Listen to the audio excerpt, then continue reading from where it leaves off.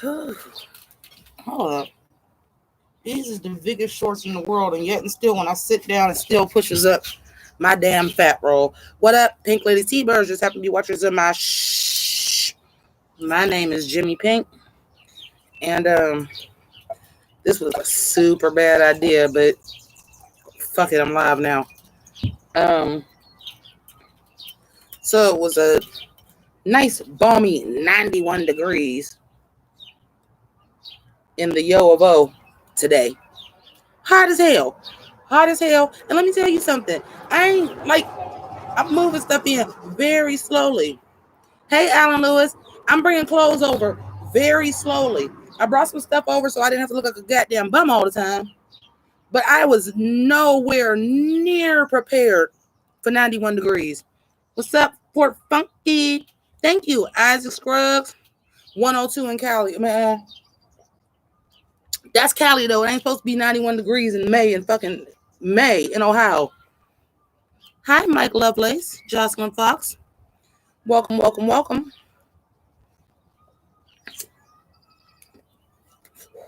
Yeah, I brought a lot of hair in jail over to the good 93.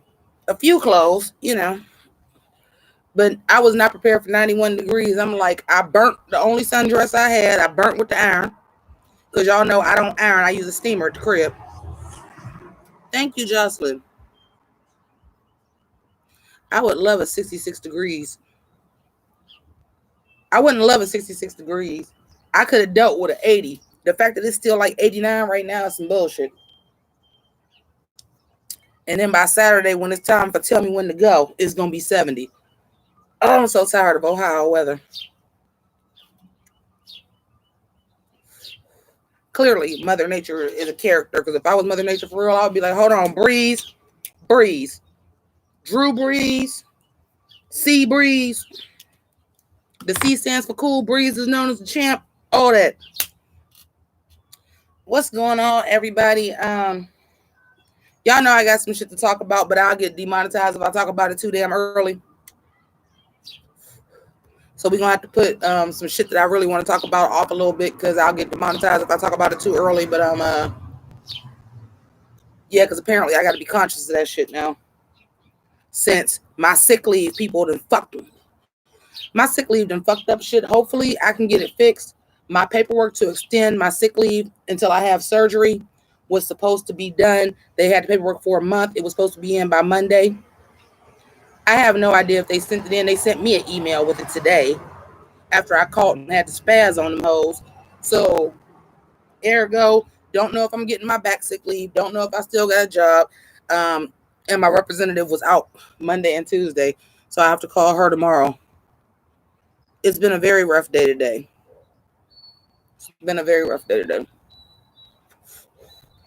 And they keep showing the damn video. I'm like, I do not need to see this video, okay? I believe it happened. Save the damn video for the fucking court transcripts.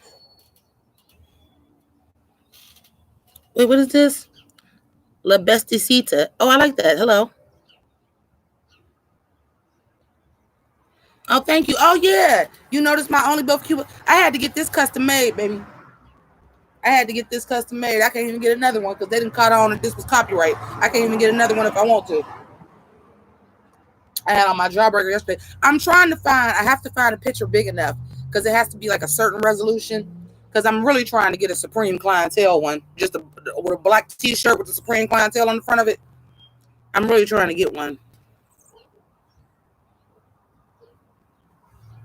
Well, my rough day is not, it ain't really about me. It's just, about being black in the United States. And that's all I'm going to say till we get to about the 10-minute mark because I don't want to get demonetized.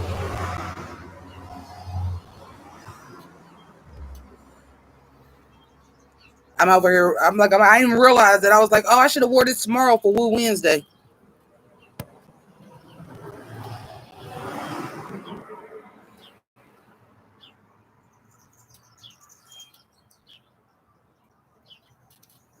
It's just fucking disappointing. It's fucking disappointing.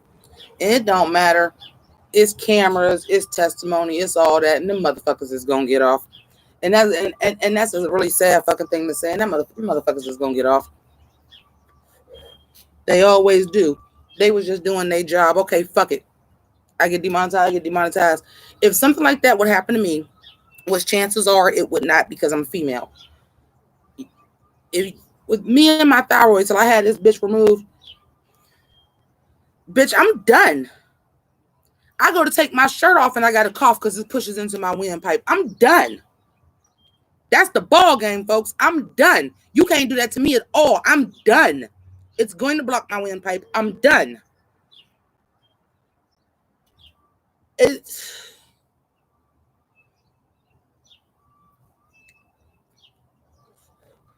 shit is fucking crazy. They out here fucking hunting us for fucking sport. Make no motherfucking mistake. They're going to demonetization. Fuck it. They letting everybody go back to fucking work like everything is all sweet and shit. Like it still ain't the fucking coronavirus. Like y'all done figured some shit out and y'all have it and it's all sweet. But you know, black people is dying more disproportionately and rich people got to eat. So fuck it. Let's everybody go back to fucking work. And let's not make it mandatory for people to wear masks. But let me tell you, if they just said, well, black people is immune to it, slavery would be free and fucking stated. Well, y'all can work because y'all can't get it. And then everything else will be fucking shut down. This is some bullshit. Y'all out here murdering black men in broad fucking daylight, and y'all always get off because y'all got a fucking badge. Fuck your Blue Lives Matter. I said it, and I'm not taking it back. Because at this point in time, if I was a black man and I get pulled over by the cops, I can't even blame you if you pull a gun and shoot. At this point in time, I can't even blame you. I'm scared as hell. What's up, daughter? Because y'all always want to co-opt our shit anyway. First it started off with, well, Black Lives Matter, but y'all couldn't just let us say, no, we know all lives matter. We just have to remind y'all the black ones do, because y'all seem to not give a fuck. Y'all have to co-opt that into all lives matter, then y'all want to copy, well, Blue Lives Matter. But guess what? You chose to put yourself in danger. You chose to be a police officer. Ain't nobody out here choose to be black except for Rachel Dolezal. She the only person that chose to be fucking black. So no, it's not the fucking same. Jimmy Fallon was in blackface. Oh, nobody wanted to talk about the Wayans brother when they was in whiteface. It does not have the same historical repercussions and historical merit and what happened as blackface, yellowface, or redface. It is not the fucking same. Quit trying to act like y'all are so goddamn impoverished when y'all are fucking not. And I'm fucking tired of it.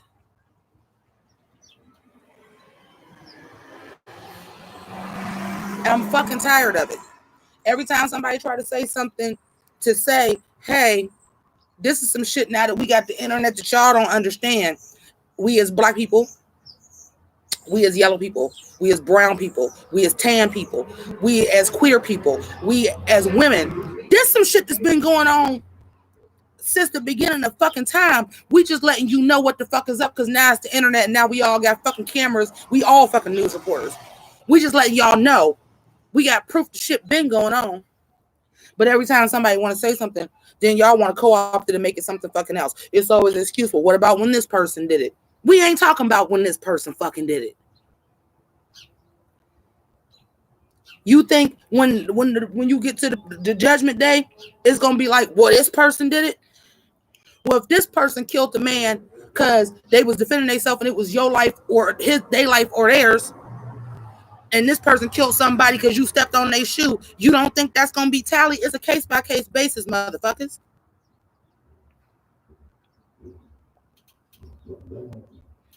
Get mad when you say, Karen, be happy we ain't calling you, you cracker stupid white bitch. Not something that I would say. I'm just saying, like, Karen is real fucking loud. Karen is real fucking loud. It could be much fucking worse.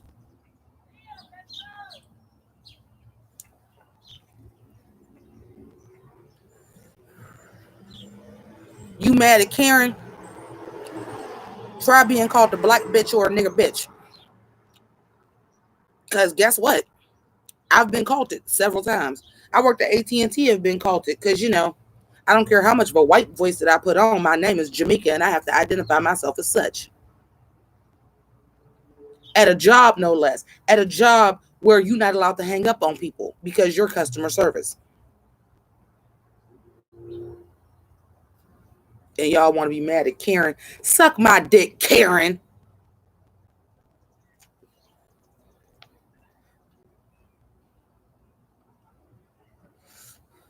I had to step away from Twitter today because it's this assistant to Donald Trump that they're saying he killed in 2000 because she was pregnant by him. I was like, oh, so scandal.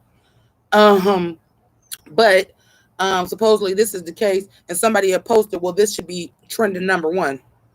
I said, yeah, I guess it should be trending number one because, black men getting killed by the cops is old news. So yeah, sure, this should be trending number one. And I was polite enough to say, I understand what you're saying, but please correct how you said that. Don't say this should be trending number one when something that is also very important is trending number one. Don't do that. It ain't like it was BTS or the fucking Chunky Donkeys was trending number one when you posted that neither.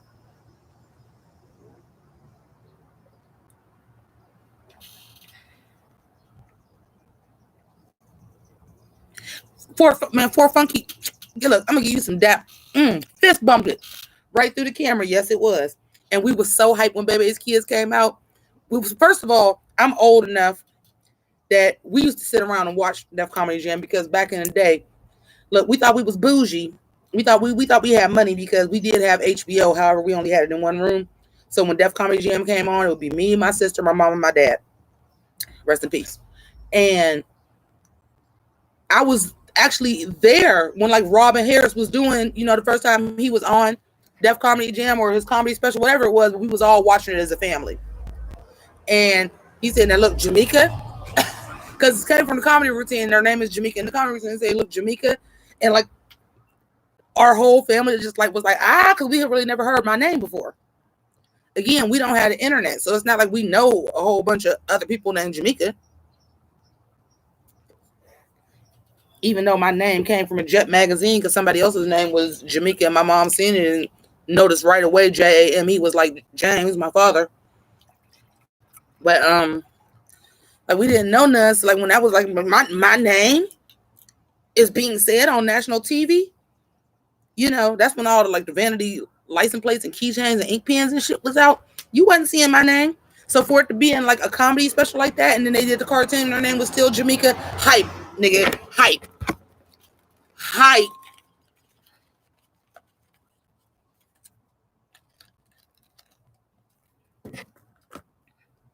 Okay, sure. I died of a drug overdose, but I'm sitting here telling you I can't breathe, and you're like literally the theme song of Daria. You're standing on my neck, motherfucker.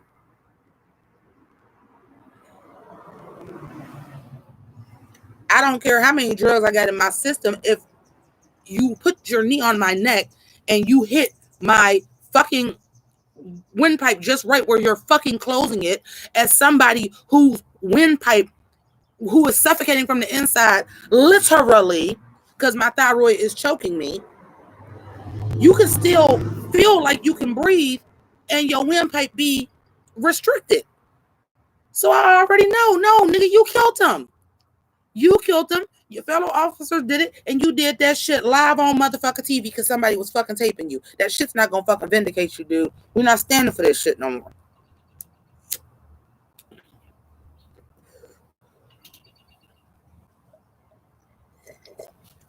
You said you don't think your name? Oh, you feel not right. Especially when your sister's name is Monica. Now, it wasn't on everything, but sometimes they would actually have her name. I'm like, y'all named her Monica and gave me this ghetto ass name that ain't never nothing.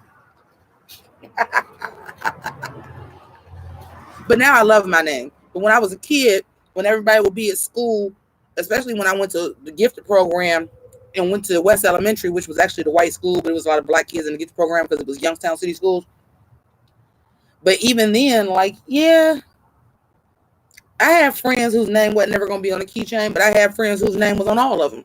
Shirley and Lisa and, you know.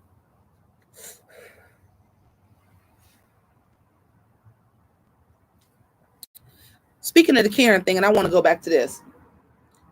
How is that offensive when you have a whole drag queen that is the whole persona, Karen from finance? That's the fucking joke. Because we know what Karen is. And we know who Karen is.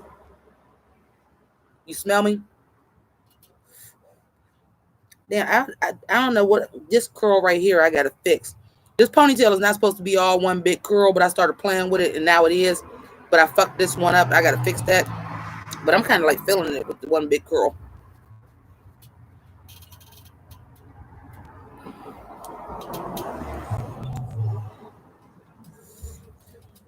I kind of want this in 1B now so I can wear this for my cousin's wedding with the low pony. We gotta have a low pony in a part. I'm like, I need to get this in 1B, bitch, because I'm feeling this one big curl now. And down my back like an actual pigtail, bitch. It's killing the game. Oh my God. Our fucking leaders. It's not that we don't have real leaders. It's that we need a leader that is not aspiring to be in politics. Because you can't do this shit and be in politics. You got to be a straight up revolutionary. You can't be trying to be a politician. It's not going to work. It's not going to work. Because you do have to kind of play both sides. And you do, unfortunately, have to have a certain decorum. Like I said, could y'all imagine if Obama was saying any of this wild shit that fucking Trump be saying? Oh, my God. They'd be like, we knew that was going to happen when you got a nigga in the White House.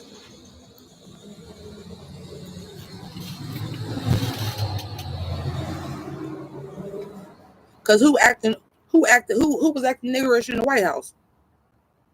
It wasn't a nigga.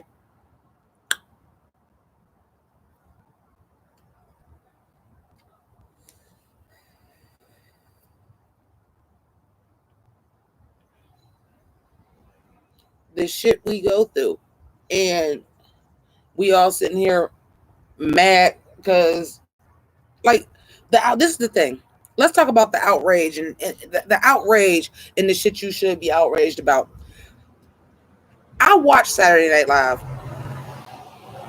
I'm not going to sit here and tell y'all that I remember Jimmy Fallon being in blackface. What I do remember is about that time I didn't watch Saturday Night Live. I always leave and come back to it. It's got to be somebody on there that's like a real standout to me. Jimmy Fallon, Horatio Sands, that era, that wasn't it for me. That wasn't it for me. I came back probably like when Andy Samberg and them came back. Like same era, but like Andy Samberg was towards the end. I don't remember this. And I'm talking about I've watched every season. Like I'll go back on like Hulu and shit and watch it from the beginning. I've watched Saturday Night Live. I don't remember this. This is obviously a time in the 80s when it was like Anthony Michael Hall and Robert Downey Jr. was on there. I skipped that shit when Lorne Michaels wasn't in charge. I skipped that shit in like the 2000s. Like Will Ferrell was on there, but like Will Ferrell was going out when Jimmy Fallon was coming in, and Andy Samberg was coming in when Jimmy Fallon was going out. I don't remember these seasons at all. Where your outrage lay at? Should y'all be mad at Jimmy Fallon or should y'all be mad at Lorne Michaels because who was there and who was the black cast member that was just like, yeah, this cool?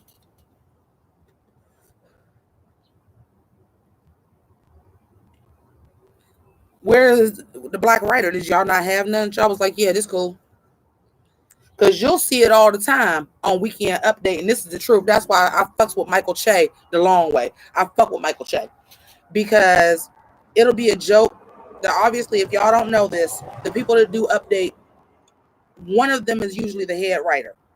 Like when Tina Fey was doing Update, Tina Fey was the head writer. Usually, the person that's doing Update is the head. At least one of them, if it's two people, but one of them is the head writer.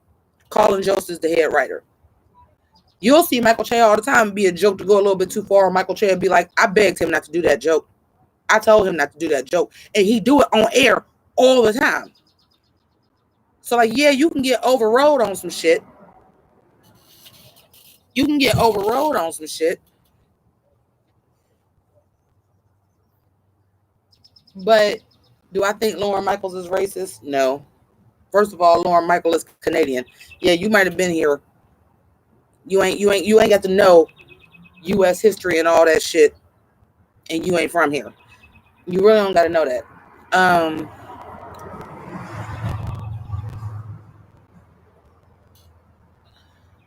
do I think he racist? No. Do I think Jimmy Fallon is racist? I'll give you one better. Jimmy Fallon is definitely not fucking racist because he was the motherfucker that said, I want the Roots to be my goddamn band. He's not racist.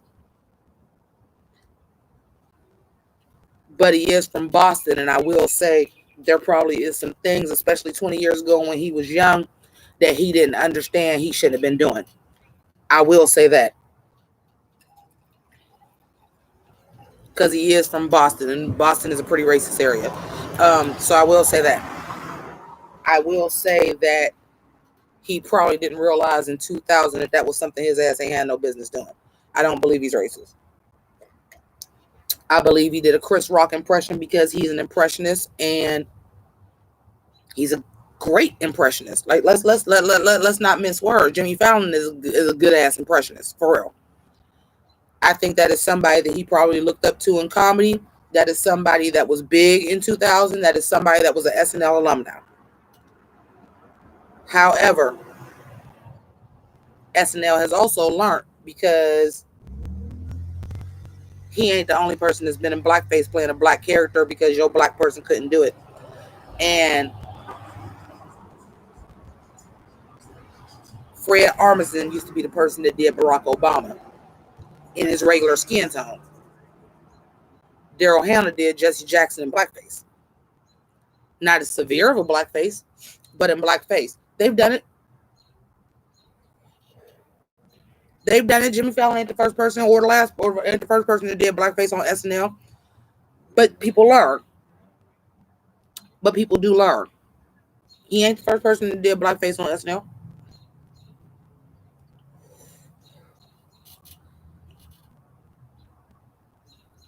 But Jimmy Fallon was also like a 25-year-old kid when he was on SNL. And he could have came up with this sketch and did that. He wasn't a makeup artist. He didn't say paint me like Chris Rock. That goes to a higher thing. High 1993. That goes to a higher thing. I don't feel like that's on Jimmy Fallon. I feel like he had a Chris Rock impression. He wanted to do it. It should have been to the powers of be, the head writer or who ran the show, to say, well, you're going to have to change this to you white Chris Rock or something because we're not going to put you in blackface. That ain't on Jimmy Fallon. And if you're on a TV show, he may not even want to do blackface and they made him do it. You have to you have to look at all sides. I'm not about to be pissed off at somebody for doing blackface 20 years ago. People know better now.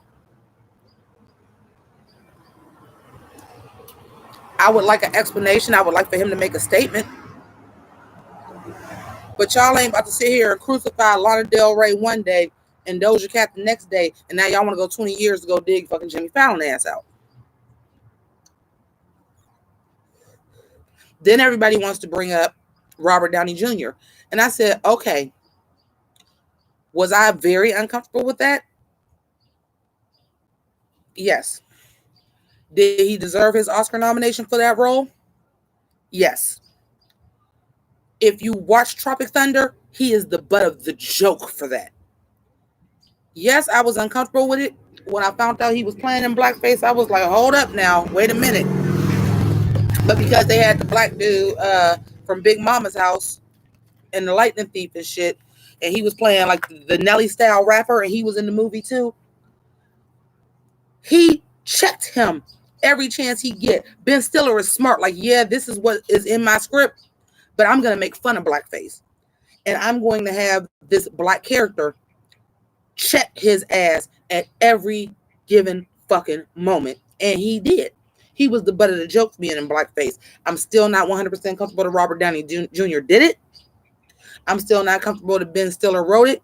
But he did write it in an almost Mel Brooksian type of way that he was the butt of the joke for fucking doing it.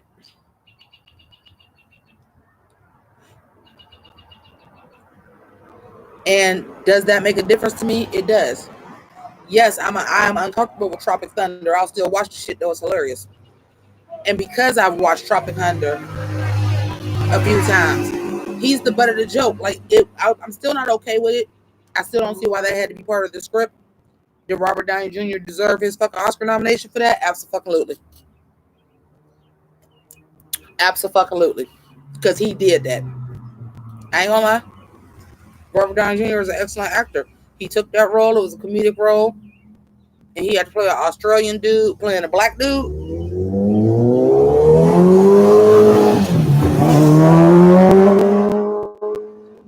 But that was the joke. He was the butt of the joke. The black character got him together at every goddamn chance he got. That was the joke. Ben Stiller was making a comment about blackface. And it was kind of dope. Set that ponytail. This ain't the same ponytail. I'm a regime, bitch. I got hair pieces and synthetic hair for days, baby.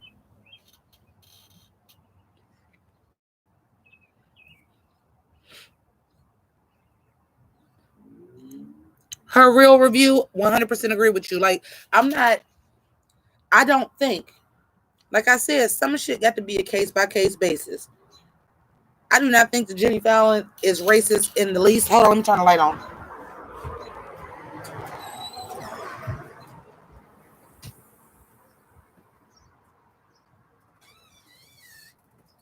I don't know if that helps because I'm comfortable where I'm at and we having a conversation. It'll help a little bit. I don't think that Jimmy Fallon is racist in the least. I really, really don't. I think that is somebody young, that it was a different time where it wasn't as readily available for you to learn some shit is fucking wrong. In the 2000s, we didn't have, the internet was not booming like it is now, where you may have just been, Jimmy Fallon is from Boston and went to New York and got on SNL. You ain't seen the world. You wasn't famous like that. The internet wasn't booming like that for you to discover other things and realize, holy shit, this is wrong. I can accept that. I do not think that Jimmy Fallon is a racist by any fucking means. This man was like, I'm going to take the fucking roots and put them on national TV. That man is not a fucking racist. That man is not a fucking racist.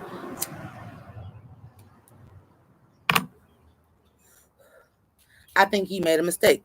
I think 2000 was a different culture. And I don't think that he would do that now. And I don't think that he condones that he did it.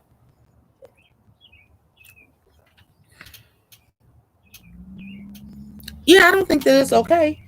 I don't think that it's okay. Same thing that I said about Tropic Thunder. I don't think that it's okay. But because, like, I study pop culture the way that I do, we don't know if that was Jimmy Fallon's idea to do that. We don't know because they do shit like this on SNL. Somebody else could have possibly wrote that script and said, who got a Chris Rock? Who got a Chris Rock? And the best Chris Rock was the white dude. And somebody said, well, we're going to put you on blackface. You 25, you just got on SNL. You going to be like, no. SNL changed lives, motherfucker. You get on SNL, you blow up. That changed lives. Can you say no to that? At the risk of now you don't even have a career. You don't host a Tonight Show without SNL. These are real things. So I'm not going to press nobody for what happened 20 years ago. I will press a bitch that said some shit 2 days ago. Yeah, I'll press that. I will press the black girl that's so goddamn desperate for attention that she'll throw up and be in fucking chat rooms telling white men call her nigga and twerk for him.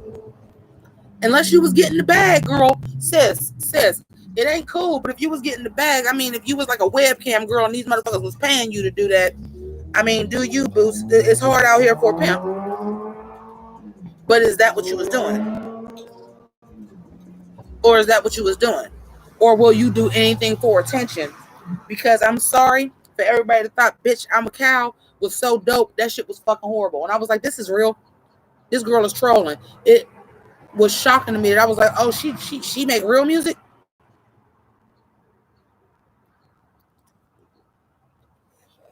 And again, I want to remind you, again, The history in the United States is not the same as everywhere else. This bitch is South African.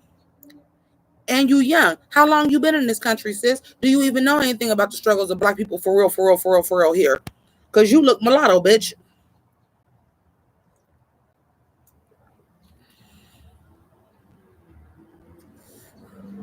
And sometimes when people are African, and sometimes when people are mulatto, sometimes they don't really realize they black. Or they want to pretend like they ain't. Well, I'm not African. I'm not African American, so I'm not black. I'm not um full black. I'm biracial. Bitch, you black. That is still a law. That is still a law. You black. I'm not saying you can't be biracial and embrace your whole heritage. That's not what I'm saying at all. But in the eyes of the world, you're black.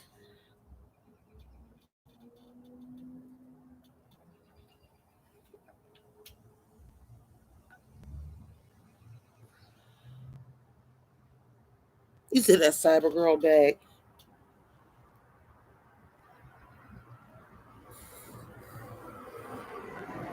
Hey, Becca Boo!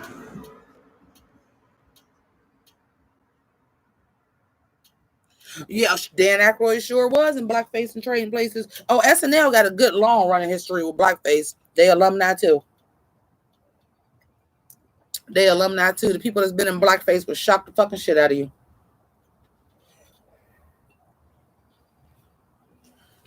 Hey, Truth Hero.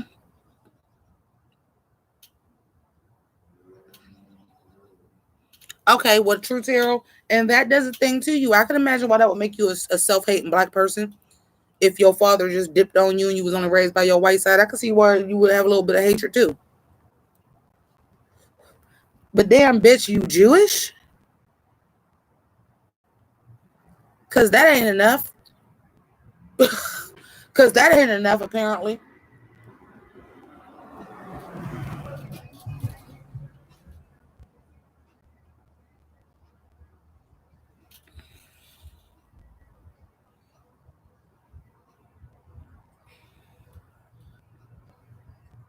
That's what I'm saying. I was like, oh, okay, so you don't want to accept your black side. Your mother is Jewish? Come on, man. Ain't nobody been fucked over worse than black people but the Jews. Black people and Jewish people got it the worst out of everybody in fucking American history. History, period. Not American history. History, period. Black people and Jewish people got fucked over the worst. The difference is, and I'm gonna say this, and y'all maybe y'all can agree with me, y'all can disagree with me, y'all can feel away. But the difference is Jewish people stick together, black people don't. And that's real.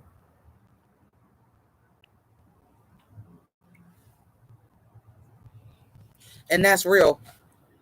Jewish people stick together, black people don't. And I think that it's, at least in America, I think that there is a reason for that. And I think it is because from slavery on, we were pitted against each other. You got your house niggas and your field niggas. So for a long time, it was a light skin versus dark skin thing. You know, you've heard of like the blue blood societies and shit like that. Well, I'm light enough. I'm closer to white, so I'm better. The wannabe jigaboo in school days. Like Spike Lee is a smart dude, and he's gonna say a lot of stuff in his movies, um, visually and metaphorically, and that's what that wannabe and jigaboo thing was about. You got light skinned black people calling dark skinned black people jigaboos, huh? You a jigaboo too, you know? So we have a history in this country of pitting black people against each other.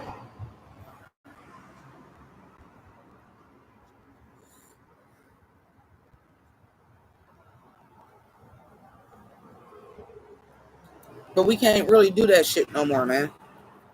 They out here killing all of us. They called the cops on all of us. It don't fucking matter no more.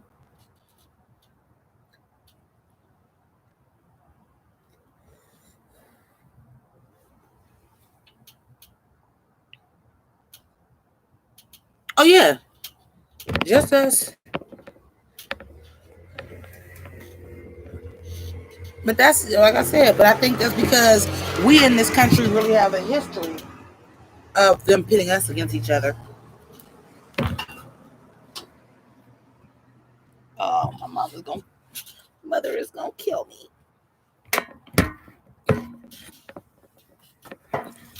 Y'all, excuse me, I gotta handle some shit because I just put red wine on this brand new carpet. Brand new rug. Anyway.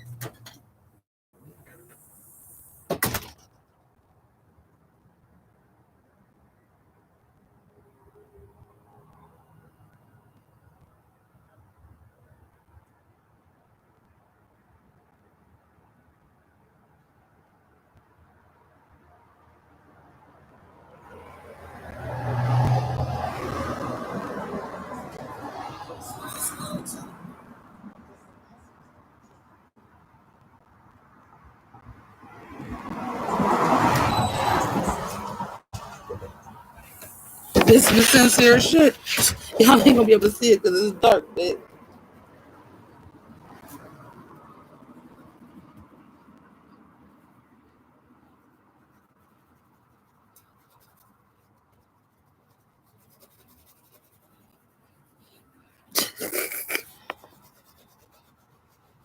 she just inked this porch off and put these rugs out too.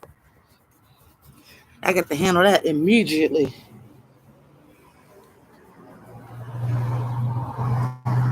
I stay here now. I can't be doing all that shit. I can't just leave and not answer the phone for a couple days. I got to answer it and shit.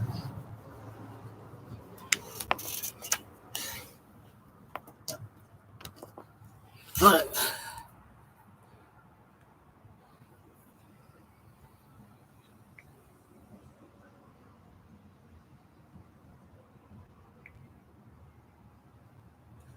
fuck, how do you turn the flashlight on this raggedy ass? What the fuck?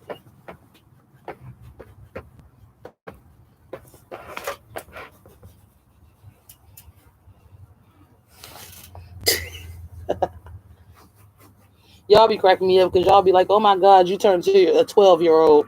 If this didn't prove that I do, nothing else will.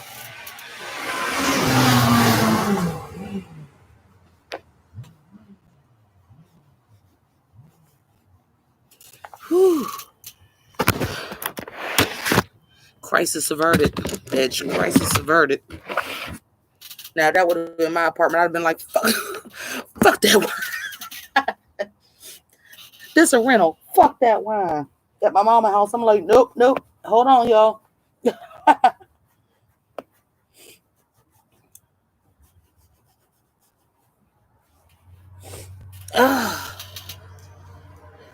Y'all did it before. Shut the fuck up. Let's just move this away from the carpets, away from these nice ass rugs that's out here. My mother love a good rug.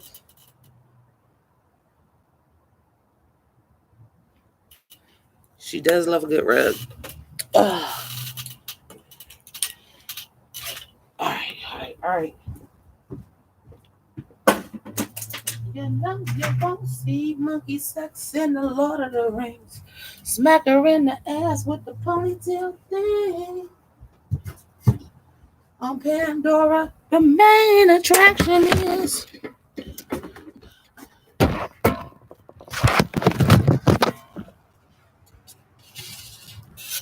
All right. So, serious conversation, party off, all that shit. Like, oh, no. I done spilled wine on the new rug. Can't do that.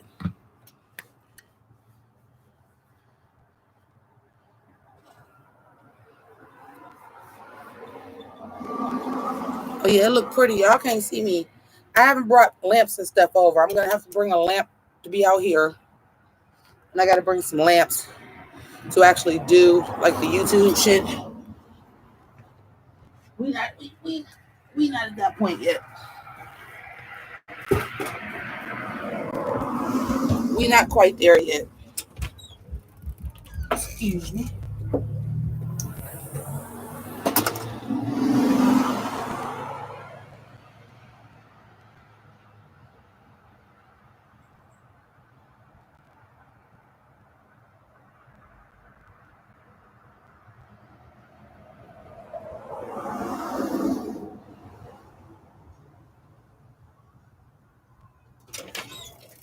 I just love that y'all really was just like, you get it.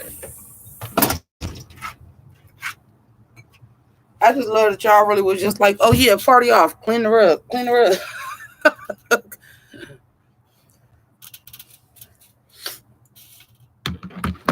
I have to see what my webcam can do. I need to just get like a ring light that attaches. This a cheap one. Oh man, I've been every night I'm here. I come and sit on the porch. Well, first of all, let me close this door because she's trying to. Oh, she got her air conditioner on. She can't hear. Um, First of all, this is what my dad did. He just sat on the porch. He'd feed the birds during the day. He loved being on the porch. So, um, number one, I can't smoke in the house. But number two, like, this is like my piece. Like, somebody at 93 should be sitting on the porch. If my dad can't do it, then I guess I'll do it. Somebody on 93 should be sitting on the porch. He loved sitting on the porch. He was from the Sharon line, so he was an outside guy. As bad as his damn allergies was. But he was an outside guy, so I really find my peace sitting on the porch. And like I get it. I think this is kind of where he felt his peace at too. I get it. Oh, it's nice. Becca Boo was 91 degrees here today. It's only like 88 right now. Its temperature is slowly dropping. It's like 88 right now.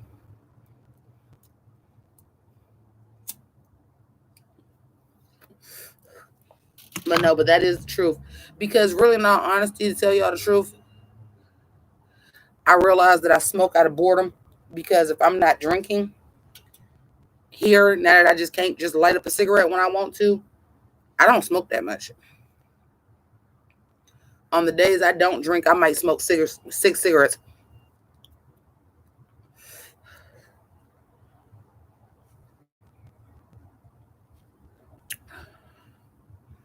I know my forehead is shiny as fuck because I'm sweating like a bitch.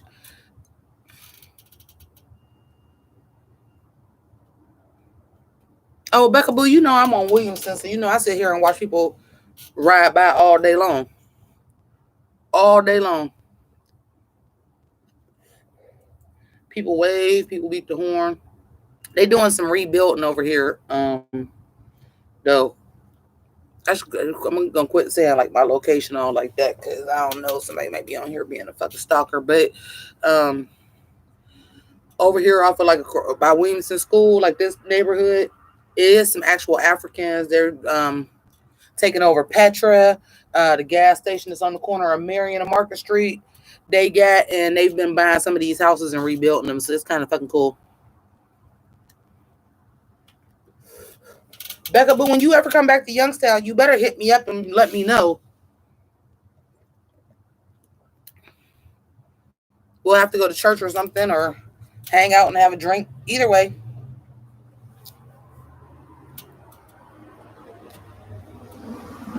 I've been when I do go to church, I go to Mount Zion. I mean, it's been closed, obviously. My mom is a trustee at Mount Zion. My sister is on the praise team and choir, so I've been doing Mount Zion of late when I've been going to church. Oh, I know exactly where you live at. Exactly. I used to go with John Jones. He lived on Sherwood. It was a block over. Not between Oak Hill and Hillman. You a little bit closer to me because I'm between Erie and Williamson, but I know the neighborhood well. I know it very, very well. Look, and Becca Boo, I just lost the majority of my audience. They like, we don't live there. Y'all bitches is from Youngstown. We don't know what y'all talking about.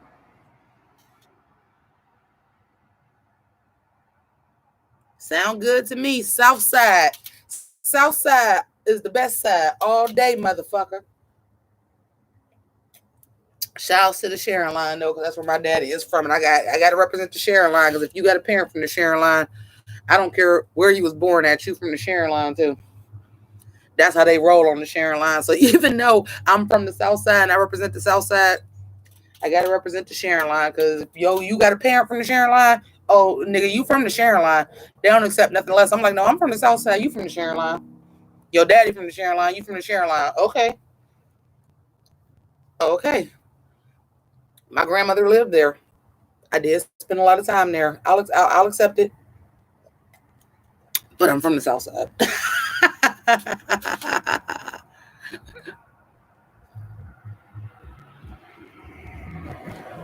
Oh. All right. So look, Becca Boo, we got to stop our conversation because we didn't lost the people. The people was probably like, they just sitting there talking about their hometown and we ain't never been there. You don't want to be here either. But when I tell you something, y'all ever meet anybody from Youngstown, Ohio, that's going to be the realest person that you ever fucking met. And they ain't scared of shit. And if it's somebody else from Youngstown in the building, they can hate each other in Youngstown. They can hate each other in Youngstown. But if you out of town and some shit go down with somebody from Youngstown, everybody from Youngstown is jumping in flat out. I don't even gotta like you in Youngstown. I can hate you in Youngstown. We ain't about to let this other city run up in here and do anything, and we will fucking jump you.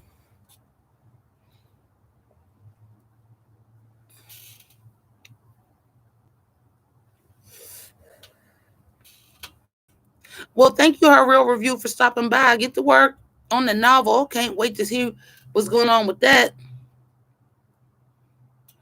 Appreciate it. Appreciate it so much. Yeah, but yeah, I guess my monetization is I probably jumped out the window with that one because I couldn't wait to talk about that. And they keep showing the video on the news and shit like that. And it's good. It's good because the court of public opinion is a motherfucker. But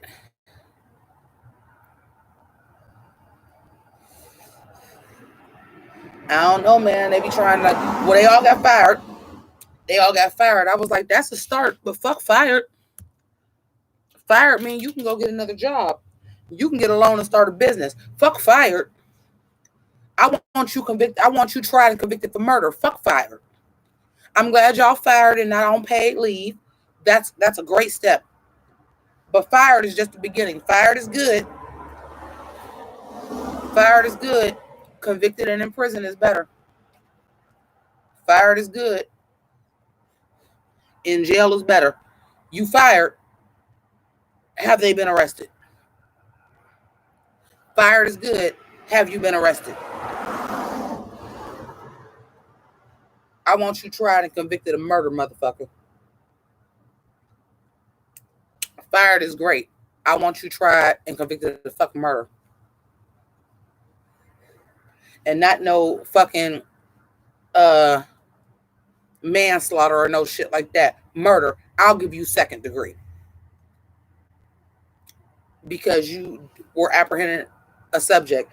I won't say first. I'll give you second though. I want a murder conviction. Die in jail, motherfucking. Die in jail. And the three motherfuckers that's with you, the accessory is the murder. Be there for 20 to 25. Fired is good. Fired is good.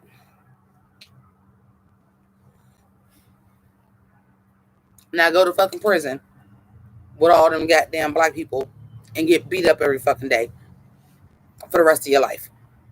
That's what I want.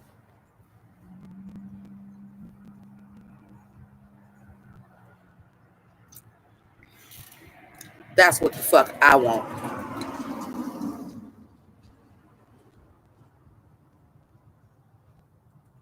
Oh yeah, it don't matter if you black or white. If you from Youngstown, you from Youngstown. It goes down.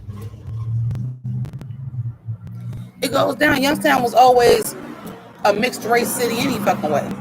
You ain't gonna see no whole lot of we voting for Trump in Youngstown unless they ain't from here and they moved here. You'll see it on in the suburbs. You ain't gonna see it in the actual city though.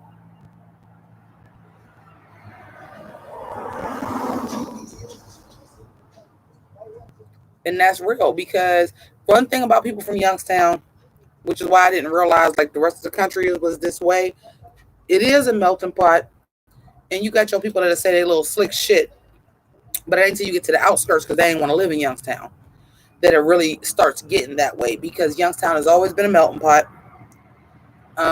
Youngstown has always been a melting pot, and we've always been working class people. So we ain't really fucking with that rich people shit.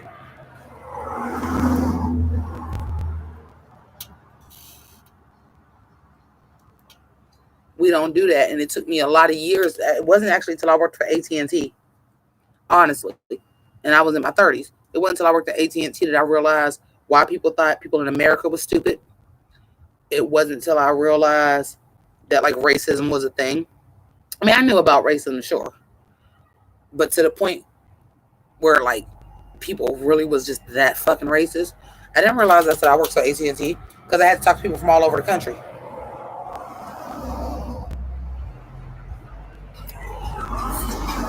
And I didn't realize how people thought Americans was that stupid because they are until I worked for AT&T. Well, my iPhone says I need to plug in the iTunes. Did you plug it into iTunes? Well, no. Well, if your phone is saying it won't work until it plugs into iTunes, plug it into iTunes, then call us. I mean, like real stupid. Okay, now here come the bugs.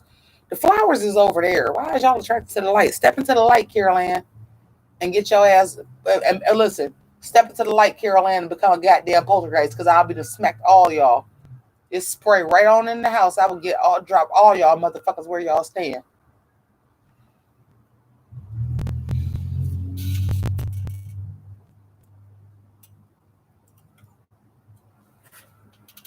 Oh yeah. Oh yeah.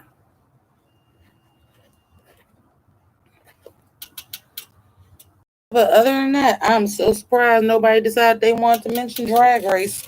I'm so sincere. I'm so shocked.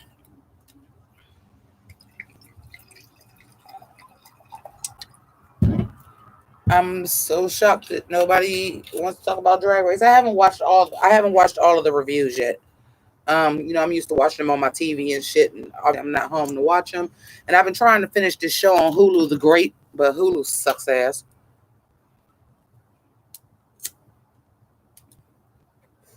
Oh, I mean Hulu big sucks. Hulu big fucking sucks. Um, it keeps cutting off on my TV.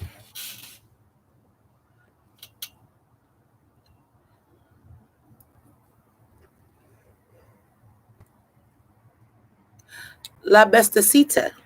Am I saying that wrong? La Besticita. I agree. And honey, some of the shit that I say that y'all don't ever even realize that I be saying off of another scene, not another scene movie, that shit just came on Amazon, and I was like, oh my god, I quote this movie so much. I agree. It's from that another teen movie. That's actually hilarious. That's actually hilarious. Which I say all the time. That's actually hilarious. Chris Evans, not another teen movie. I quote not another teen movie so much. It's not even. I was like, damn. Until I actually rewatched it again. Because I rewatch it like every 3 years. First of all, I'm a big fan of teen movies. So not another teen movie is my shit because I catch all the references. I noticed, I don't think I've ever said it on a video, but I said it in real life, like, damn, shit, that is whack. I quote a lot of movies. I don't know if y'all realize that. I quote shit, but it's just part of like my everyday vernacular. Like I don't be trying to do it. It's just like inside jokes with families and friends and with myself sometimes that I quote a lot of movies. I know y'all have seen me say, or maybe not because it don't be a party. I've said it. I've definitely said it on YouTube before. Oh, yeah, this shit is whack. That's from Clueless. That's Donald Faison when they go to the party in the valley. Oh, yeah, this shit is whack. But me and my friends say that. How is The Great? I like it. I like The Great. It's really not a historical, because even when you see it, if you pay attention, you ain't gonna see it because you only watched the first episode. It'll say it's got a asterisk and says occasionally a true story. So it's very fictionalized and it's really a comedy. But it's a dark comedy. And when I tell y'all, Elle Fanning and Nicholas Hoult is rocking the shit out of it. Nicholas Hoult, like we already knew, if y'all know anything about Skins UK. We already knew he could play like a cocky asshole, but like he's doing so well and he's funny. And Nicholas Holt fine. I'm sorry. I thought so in Skins, and I was like, how old is he playing this part in Skins? Because I know he's supposed to be playing a teenager, and I feel away. Nicholas Holt is fine. Nicholas Holt ass can act too. Nicholas Holt can act. Because I've seen him in other stuff. If you're not into like British stuff, you don't really know Nicholas Holt as anything but Beast. Once they rebooted it, so now Kelsey Grammer, like the young Beast, is Nicholas Holt. He ain't really had the material to work with to show that he is a good actor. He was also, it was between him and Robert Pattinson for Batman. And I was like, if he ain't gonna be Batman, let that motherfucker be the Riddler. He's perfect. But he's really good on this. The only thing that's confusing to me is they're supposed to be in Russia and everybody has a British accent. Like it's a period drama and it's a comedy, so it works. But I was like, y'all supposed to be Russian. Why does everybody have a British accent, including Elle Fanning, who ain't British? It's fucking weird. But if you guys have Hulu, The Great is worth the watch. My Hulu cut off yet again today at the last half an hour of the final episode. But I really, really liked it. If you guys liked Harlots, I don't know how many of you guys have Hulu and watched Harlots. If you liked Harlots, you'll like The Great. It's pretty dope. And speaking of Skins, there's another actor from Skins that's in it as well from series 3 of Skins is in it. So everybody does a great job. The acting is wonderful. It's British, so the comedy is dry, droll, and dark, which is right up my fucking alley.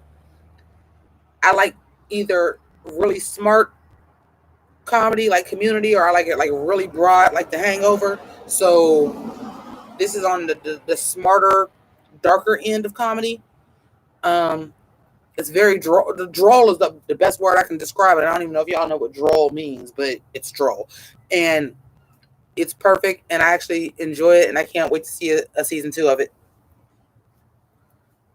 I just know, spoiler alert in 5, 4, if you plan on watching The Great, spoiler alert in 5, 4, 3, it's only going to take me like not even 60 seconds to talk about this. Spoiler alert in 5, 4, 3, 2, 1. And is it that much of a spoiler when it's based on real history? And this is what actually happened. Eventually, Nicholas Holt's character has to get killed off. Eventually. I don't know if it's at the end of this season. I don't know if it happens after this. But just based on true history, Nicholas Holt's character has to get killed off because it's based on real history, and that's what happened.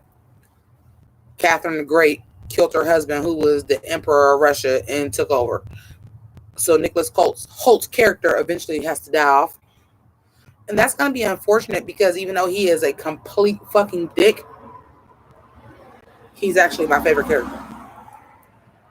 He's hilarious. He's hilarious and he's charming. He's a dick because, you know, he was born being an emperor. So, of course, he's going to be a dick. And he's an asshole, but he's so charming for what his position is. Like, I can do whatever the fuck I want, but if I care about somebody, like, I'm really, like, sincere in the only way I know how to be. And, like, he's actually my favorite character. Yeah. But he's actually my favorite character. Like, he is playing that so well. Like, he is just, like, this entitled dick. But then when, like, he does care about somebody and he's trying to show care, it's somebody that has been handed everything on a platter because you're going to be a king. You can do whatever the fuck you want. So when he's trying to be sweet, he's still a dick. But for him, he's really being sincere. And he plays it perfect, you guys. He plays it perfect. Like, you really feel for him. Like, oh, you really, like, want your wife to be in love with you at this point. And you're really sincere about it, but you're going about it the wrong way. But how else would you do it? You don't know no better. And it's really, because you can have anything that you want. Some more spoiler alerts about light spoilers. His best friend has a wife, and he fucking the wife, and the best friend just know, but he's the emperor. So what can you say?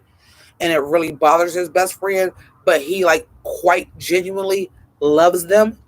Like he's not like in love with the wife, but he loves his friend and he loves them. You know what I'm saying? And he like really genuinely loves them, but he doesn't see anything wrong with the fact that he can just fuck his best friend's wife because he's the emperor. He can have whatever the fuck he wants at any time that he wants it. And he doesn't see anything wrong with like this is my best friend and I really love him. And she has become one of my best friends. But we fuck right in front of him. Whatever. It is what it is. It's all good. And he doesn't see anything wrong with that because he's the emperor and can't nobody tell him no. And he doesn't see that it's wrong. But he loves them. And he tries to do these things. And like I said, he's playing it perfectly because it's like he's playing it so fucking straight. Like, you're a dick. You're fucking your best friend's wife right in front of his face. Like, literally telling him, like, all right, I'm about to take your wife. And, but you're a dick because you don't know no better. You're the emperor. You can do whatever the fuck you want. So, he's my favorite character. It's pretty dope. Do I watch Bob's Burgers? Yes, I do, Brandon. And welcome. All right, you guys, give me a second because, first of all, I don't know what the fuck these bugs are, but they're like falling on me. And one was just in the back of my fucking hair. Number one. Number two, I'll have to pee. Two and two. Sorry, mother, I'm not at home. I figured I could just walk in the house with a cigarette because, obviously.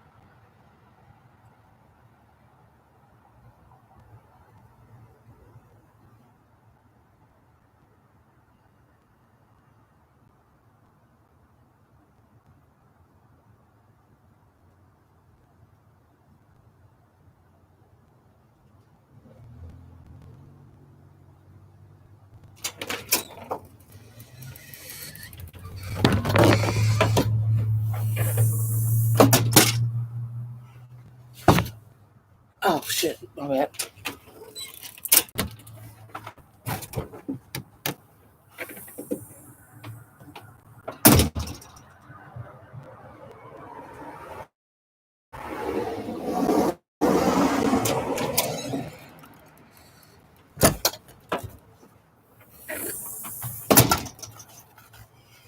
I am quite literally never drinking fucking red wine here again. I'm not. Y'all have to understand, I have to get back used and acquainted to this household. And, well, it's a little tighter in here than what it is in my apartment where, like, it's a lot of space. So I'm moving stuff like I'm used to moving stuff. And, like, I know this is there, this is there. And I'm moving like it's my apartment. And I can't because it's usually, like, pretty free range.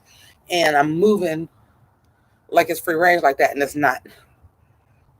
So as I went to go grab my phone, I knocked a little tiny glass of wine over again. Can't drink red wine here. Just figured that out.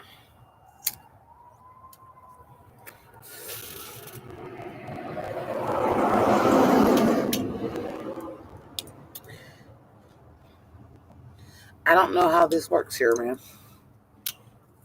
I don't know how I do these lives because the air conditioner is going to be loud as fuck. It's about to be summer.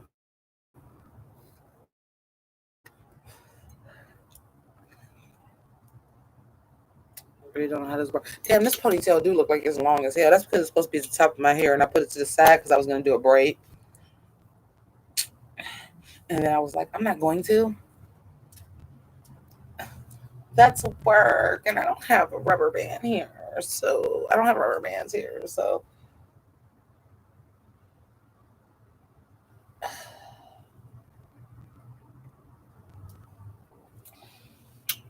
this shit's not gonna work. I had to buy specific fucking lamps so I can go live because it wouldn't be dark like this.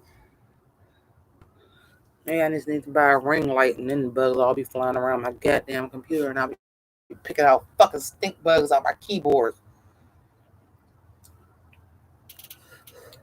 It's an adjustment, folks. Y'all gonna ride with me. Y'all gonna ride with me. It's gonna be another adjustment period, folks. I'm gonna have to figure out lighting here, where I can set up all this shit. Y'all got a while. Y'all got a little while, but it's gonna be an adjustment period again, and hopefully y'all ride with me.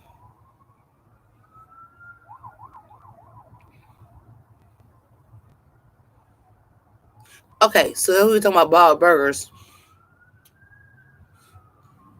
Hi, Dixie Lynn. He's an entitled dick. Where do I sign up for that? Hi, Dixie Lynn. Ladies and gentlemen, from IMHO, in my homosexual opinion, Miss Dixie Lynn Cartwright. How are you, sweetie?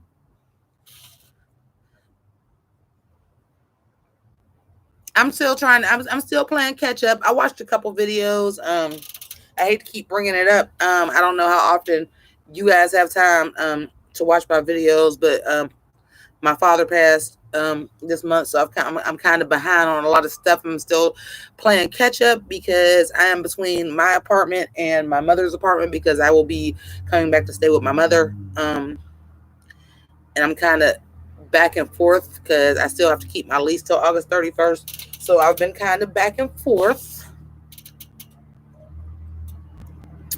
But I just saw that y'all just posted because I did see that.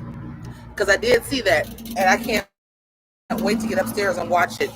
That y'all did a little thing about season 5. I gotta hit that up. Oh, Dixieland, we doing good over here. Everything is okay. You know, as far as the channel, it's an adjustment. So far, I've still been doing Drag Race from home. I sleep here at night, so I've actually been going Saturday morning and shooting my reviews, which is not the typical, but it's all good. But I'm still playing catch up on y'all, and I love y'all so much. You do not watch all of my lives. Just watch me spazzing about random goddamn topics. I'm so disappointed because of the COVID. Um, I was coming to Chicago this fucking year. I was supposed to be coming to Chicago actually in a couple months because we were gonna have the Dobbs family reunion, which is my dad's side of the family. Not, she said, I watch them all. Get out of here.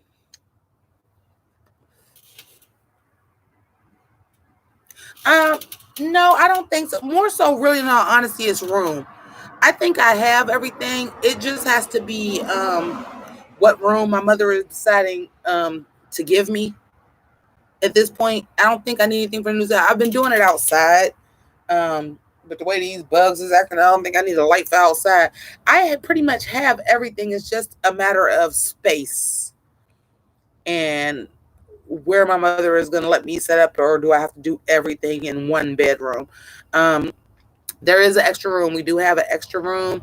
I would kind of like to be able to like set my computer and my studio up in that room, which was like kind of like my dad's TV room. Um, but with that being said, I don't know how she's going to feel about that. So once I actually come out of my lease over here, we're trying to find out if me, not that it's great to have an eviction, but what's going to be cheaper, finishing out my lease month by month or getting evicted. See what's the better way, because I'll probably never leave here again unless I get married or something. Hey, Amore. Oh, the lawnmower. Oh, bitch, the lawnmower. Bitch. And then felt bad because my mom was like, the city be sending them people. Don't be doing that. I'm like, I was really trying to do something nice because I ain't trust that shit.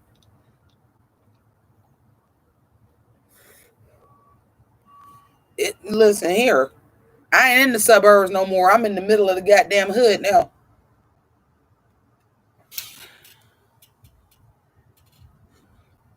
Yes, Miss Dixie Lynn is in the fucking chat. I love you so much. We listen. I'd already told Dixie and Alexis, and I was like, I'm coming to Chicago. It was months ago. My family reunion in Chicago. I'm coming to Chicago. I thought I was about to be a Roscoe's girl, everything. I was here for the fucking party. Well, I should say was going to be a Roscoe's. I was going to be a Sidetracks. Listen, I was going to be a Sidetracks, and we was going to be trying to do a crossover and all this, and with all the COVID and everything, I don't even know if they're still having the family reunion. And at the time that I told them this, my dad was healthy. So like me, my dad and my uncle was coming because my dad and my uncle was the last of their line. And we were going to come to the Dobbs side of the family. Look, Dixie Lynn Cartwright. Look, oh yeah, I'm playing. I'm sorry. I was going to Sidetracks. Y'all didn't have that then when we talked about this. Y'all didn't have that then, but I was going to Sidetracks, and we were going to turn the party. So I don't know what's going on if with everything going on with COVID-19. I don't know if that's still on. If that's even something that me and my uncle can still do. If I can even come to Chicago, but this COVID shit happened. The shit with my dad happened. I can't change that. But we'll see. I don't know if that's even still going on, but that was going to be a thing this summer. Not Amore. I can't. Tell us all we got is Akasha. Um, are we talking Northeast Ohio or the whole state of Ohio? Because we got Nina West.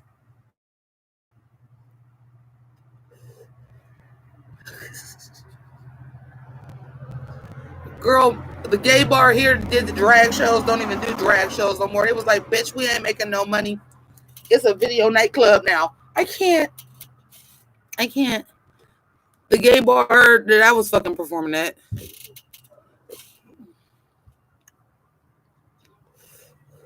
I heard it's bad in Chicago too. You have Cleveland stories? Oh, we look. Share, please. Share.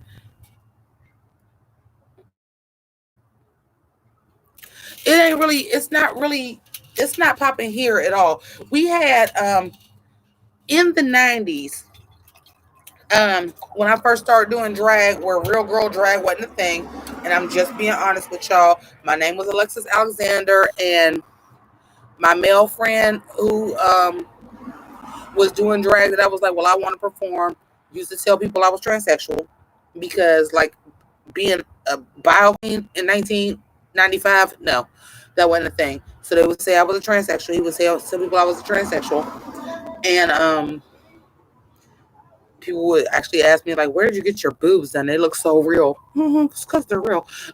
But going back to the Jimmy Fallon thing, this is why you don't know what's problematic.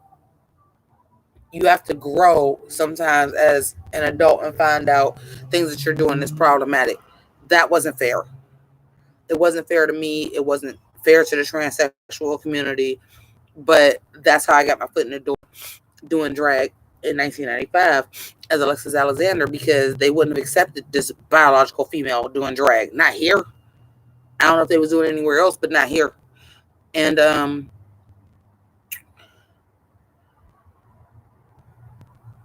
that gay bar is a hood bar now. Been one. But now even we had a gay bar and a lesbian bar, and there was a lot of drag kings and some drag queens at the lesbian bar. None of this shit exists anymore here.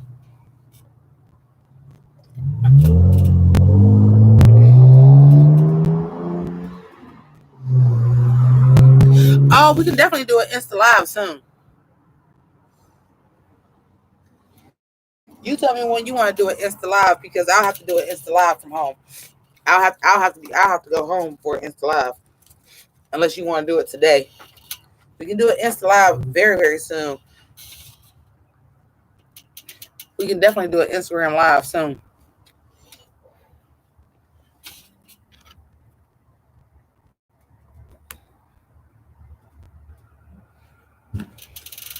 Do we really want to claim Steve Harvey though? To be fair, do we really want to claim Steve Harvey though? Like, first of all, I'm from Youngstown, Ohio. I get to claim fucking Ed Bundy, Boom Boom Mancini, and Omarosa. Let's not talk about who y'all got to claim. Y'all got plenty of people to claim in Cleveland. Y'all got Kid Cudi. Y'all got MGK. Y'all got the state of Ohio got plenty of people to claim. We can claim D. Martin. We got plenty of people to claim in Ohio. But city by city, honey, I'll take Ed O'Neill. Modern Family, Married with Children. I'll take Ed O'Neill. I'll take Boom Boom Mancini, who killed somebody in the goddamn ring. Because that's so fucking Youngstown. I'm a boxer and I killed somebody in the ring. So fucking Youngstown. Omarosa, well, we've had a conversation about Omarosa a lot of times. I'll claim her too. But nigga, that's all we got.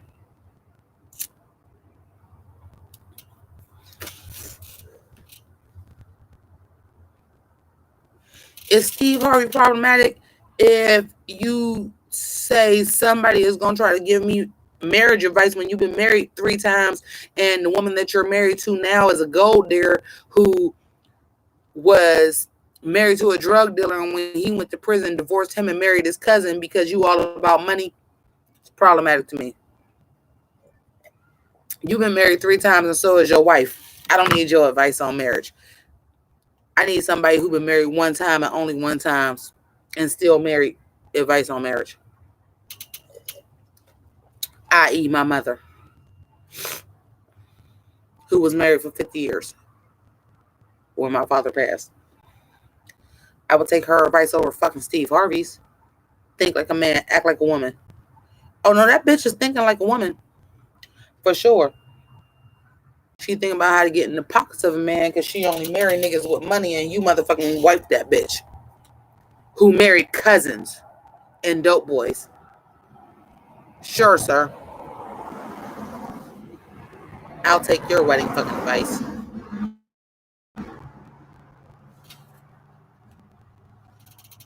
That's problematic to me.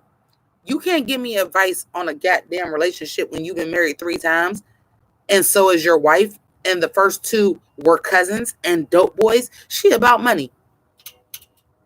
Oh, she might be an excellent wife and a great wife because she about money. She ain't fucking modern. She from the 1780s.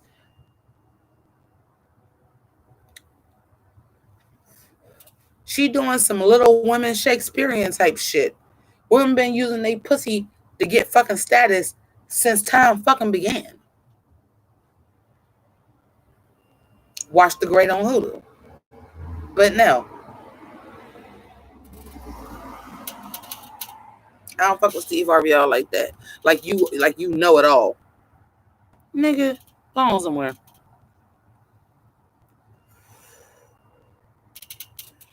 You want to write books about relationships. Bitch, you've been married 3 times and so is your woman.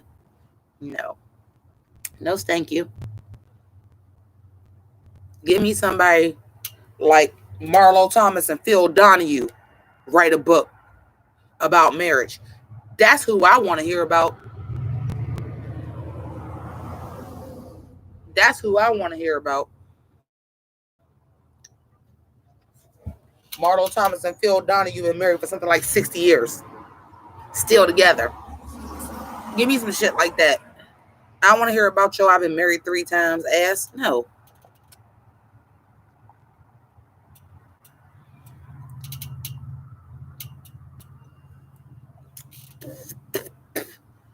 That's like saying I want to read a book about how to get famous off of Kim Kardashian.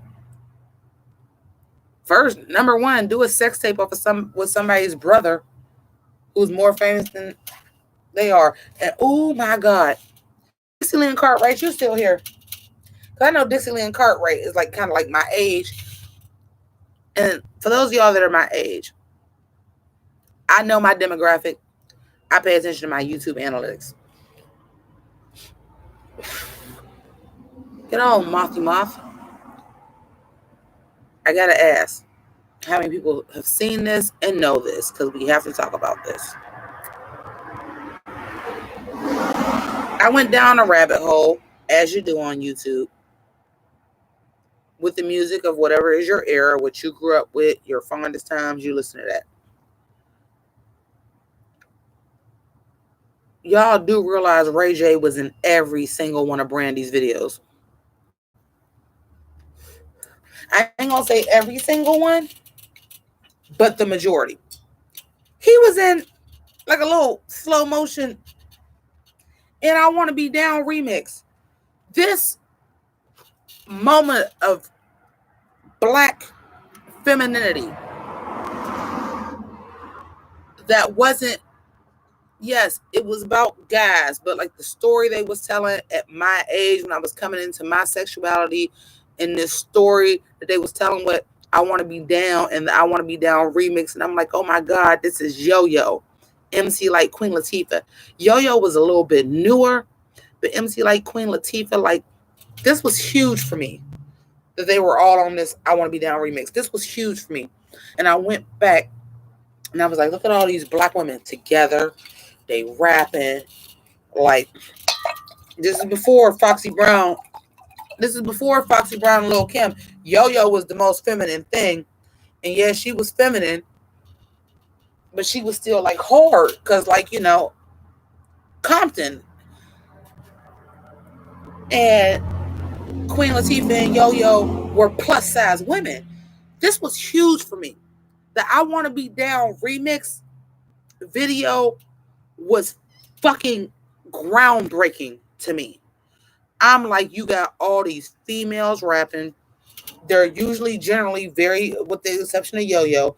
And even Yo-Yo, I would say I would probably be like, as far as my femininity was closer to Yo-Yo than anything. Like, yeah, I'm feminine, but like I'm hard, like a dude.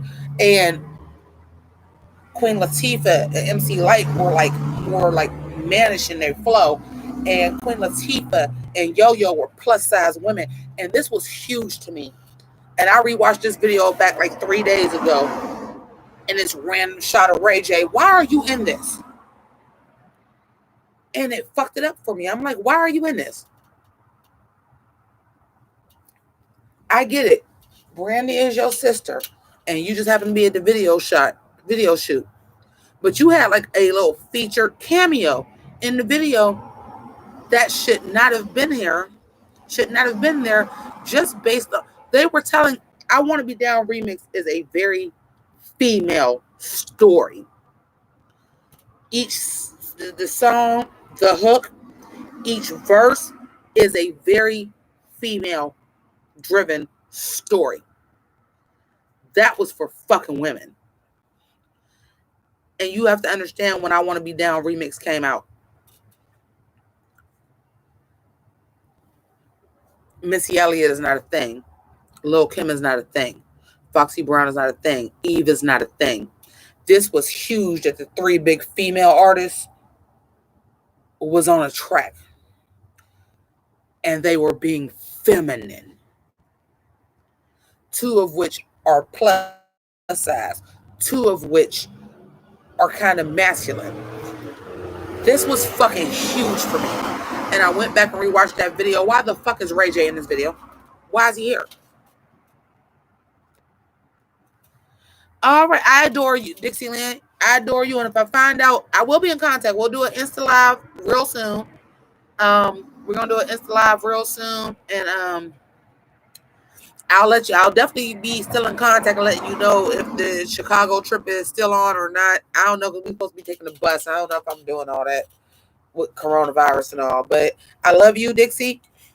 I love IMA Show. If y'all are not subscribed to IMA Show with Dixie and Chan, get on that right now. Love you, sweetie. Thanks for stopping in. You did it right now? Yeah, just DM me on Insta. Just DM me on Insta.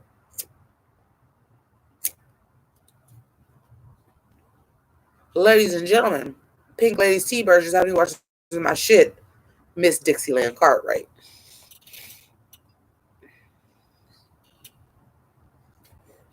She's great, isn't she? The internet will just introduce you to people that you never would have met. It's amazing. It's really amazing. I know she got some editing to do because, honey, she edits. I call myself editing, and sometimes I do. Like the Mother Nature thing, like that was an edit. That was an edit. Since I've been back and forth, like, you know, the editing has not been the thing. I changed over computers. I had to, like, put shit on Google Photos and then, like, download them back down and shit like that. I had to re-download the technical difficulties. I had to go back and go through and get the right technical difficulties. I'm like, wait, technical difficulties? This ain't the one that sound like mine. Let me get my funky off. You know, so my numbers on YouTube is fucked up because I had to upload the day that I was doing it, when I knew my computer was going to die, and the day that I was doing it, I had bought an external hard drive so I could just put it into the computer, and I left it at my mom's house. So, like, I had to, like, do my YouTube downloader and put it on YouTube, and all that shit count as numbers. Oh, this is private. Oh, this is unlisted. Oh, it still count as numbers. And they will stop showing your shit. That's why I ain't got 5,000, 6,000 views. Because I'll go live and it'd be 300. I'll be like, oh, I got to upload my intro. 0 views. Yeah, that shit counts. This YouTube shit is a fickle fucking mistress.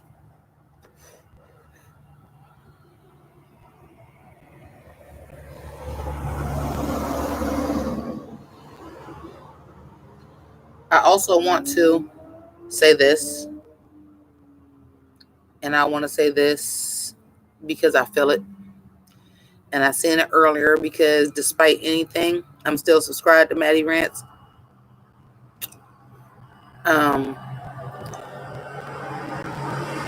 I saw that Maddie posted something about his mother passing away in May, and also with Mother's Day, and he was taking a little break.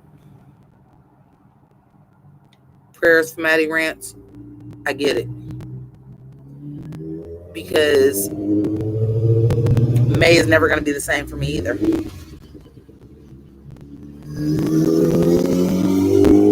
So he's saying his mother and Mother's Day for me is going to be my birthday for the rest of my life. So I get it. And I want to send joy and light and prayers to Maddie Rance, because losing a parent ain't easy.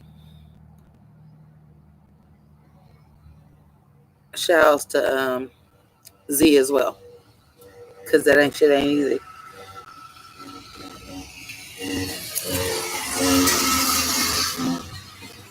No, weak shit as you ride past on, but no, for real. But it's not easy. I'm doing better than I thought I would, and a lot of the reason why I'm doing better than I thought I would is because my mom is doing good. My mom is a fucking soldier, and I don't know if I would be able to keep my shit together if my mom wasn't keeping her shit together. And we're doing that together. Like, I'm here. So I get that, and I want to send all the prayers and love and light to Maddie Rance on some real shit.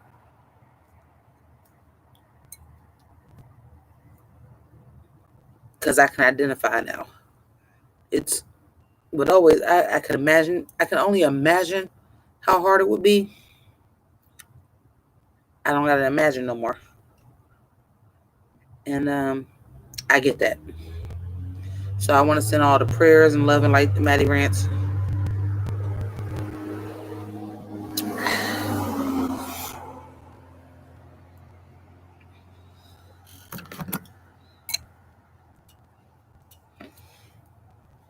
Your mother died the same month as Mother's Day. My father died the day before my birthday.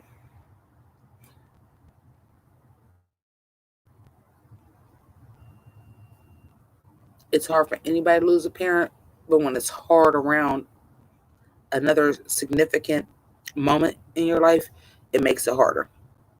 And I get that. I get that. And Father's Day is next month. And by the time it's Father's Day, I will have had surgery and won't even be able to talk for Father's Day. Yeah, I get it. I fucking get it.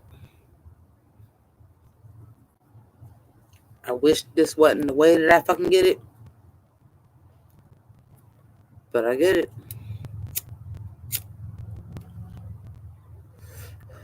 So please, if you are watching him and subscribe to him, please send him love and light, because he needs it. Please send the prayers, your love, your light, your words of encouragement, because he needed it. Because he needed it.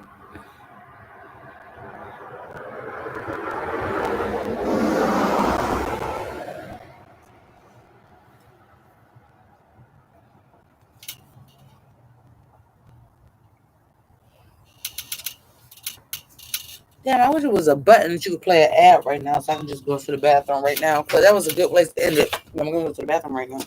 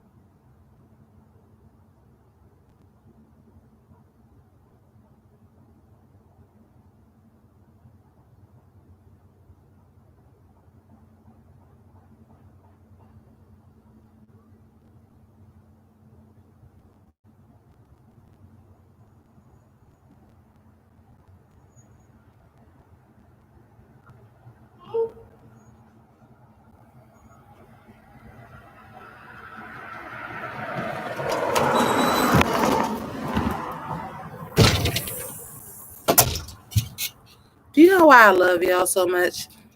Hi, Carl Williams. Not what we eating for dinner. Leftover barbecue.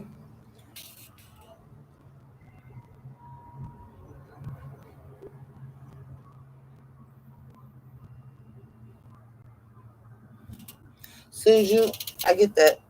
Cheers to you. Can I do this? Oh fuck! Before I do this, I gotta go. I'm not at home, folks. I love that y'all support me.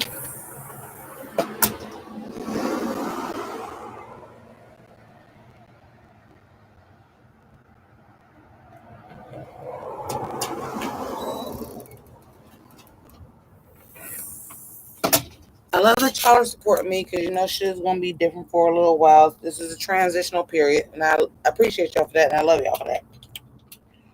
Um, I do.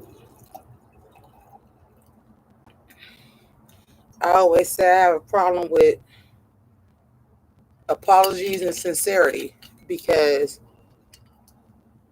my natural voice just sounds like it's fucking sarcastic. Number one, my natural voice is just built for sarcasm. Number one. Number two, um, to say I'm wrong is hard for me to say because I was raised to only speak when I tell the truth. So if I'm wrong, that's hard. And number three, I don't really like change. So let me say this before we get into any further conversation. I appreciate that y'all are rocking with me because this is a huge change that I have to make. And it's not only because I don't have my dad, it's also I'm going to have to leave my apartment. I'm going to have to change the way I drink, the way that I smoke, the way that I move, what I do on a day-to-day basis. That's just what has to happen. And I greatly appreciate y'all for sticking around and staying during this transition. So, thank you for that. Now, hey Sierra, you just missed Dixieland Cartwright.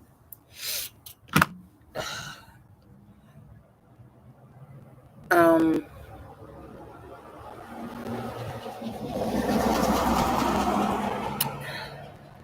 and then, you know, I sing "This Is America" for the 9 millionth time. Don't catch him slipping though.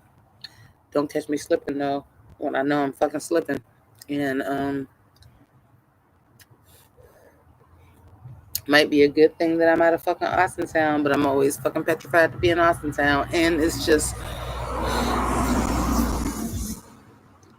my emotions are kind of all over the place. Just gonna be honest about that. So, with that being said, oh my God, Amore, are you a 2000s baby? That's a thing. God damn, my niece was even born in 99. My niece even broke the fucking 2000 thing. At least she was born in 99. Jesus. Somebody is born after 2000. Letter for release. It is a blessing in disguise sometimes. It's also be careful what you wish for because you just might get it. I've said this on this very live. By August 31st, I promise you I will not still be in this apartment. I will leave my lease. I didn't mean like this.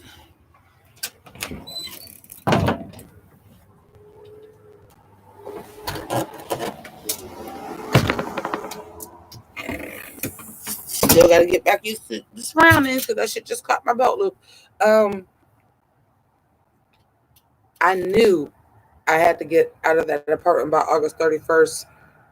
This ain't what I meant. So everything is a paradox. Everything is a paradox. Change is good. Be careful what you wish for because you just might get it. Everything is a paradox. And I am kind of really for real all over the place. And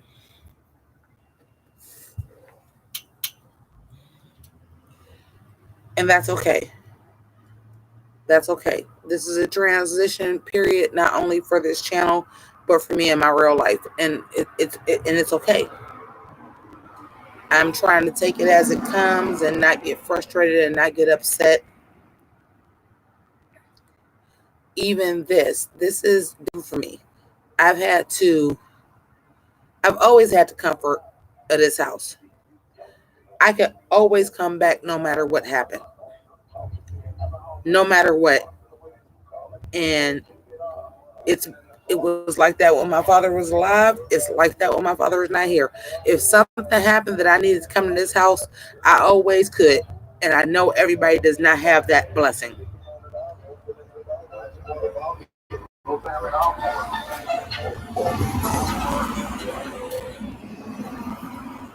I'm very blessed to have that because everybody doesn't have, they can just go back home.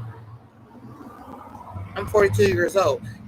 Everybody doesn't just have, I can just come back home. When my father was here, with my father not here, before it was our home and it was my grandparents' home, I always had that option. I could always come here. This is comfort. This is safe. No matter what happened, I can always come back here. I can always stay. I can always live. I've had that my whole life. And that is a blessing because everybody didn't have that. What's up, Sierra? Everybody didn't have that. It never mattered. I could always come back here.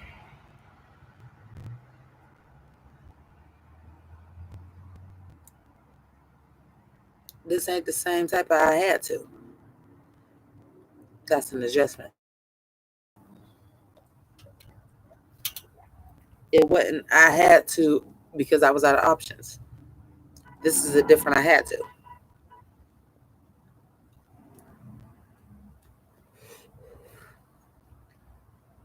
It's an adjustment. It's a transition. This never happens. I'd have been paid my rent. I'd have been on the phone with them people. It wouldn't have took me 10 days for them to call me and be like, this shit got to be in by the 25th. Well, I'm sorry. If this happened, then usually I would be calling and getting on their ass and I'd have had my sick leave money already.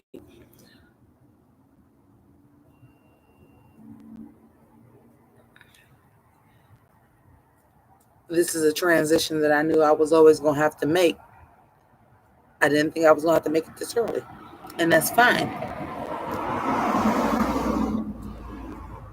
But it's a transition, none the fucking less. Hey, AB. Sierra, I appreciate that. 2001. Jesus. Babies.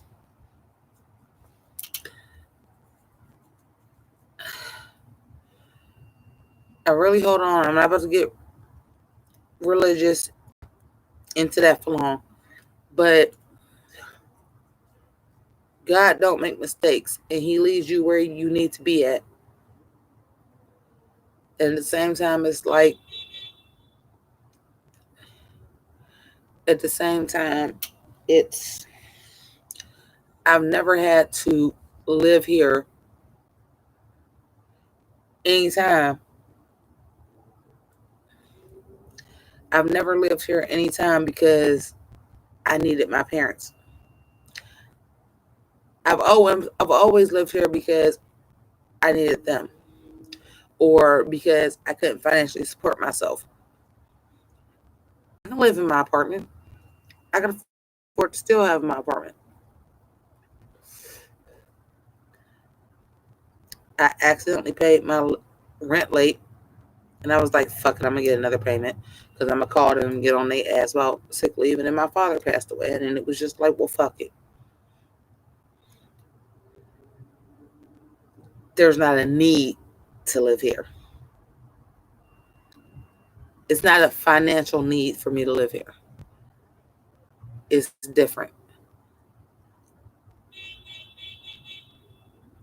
there's a bigger purpose for me to be here than because I couldn't afford to live by myself. It's different.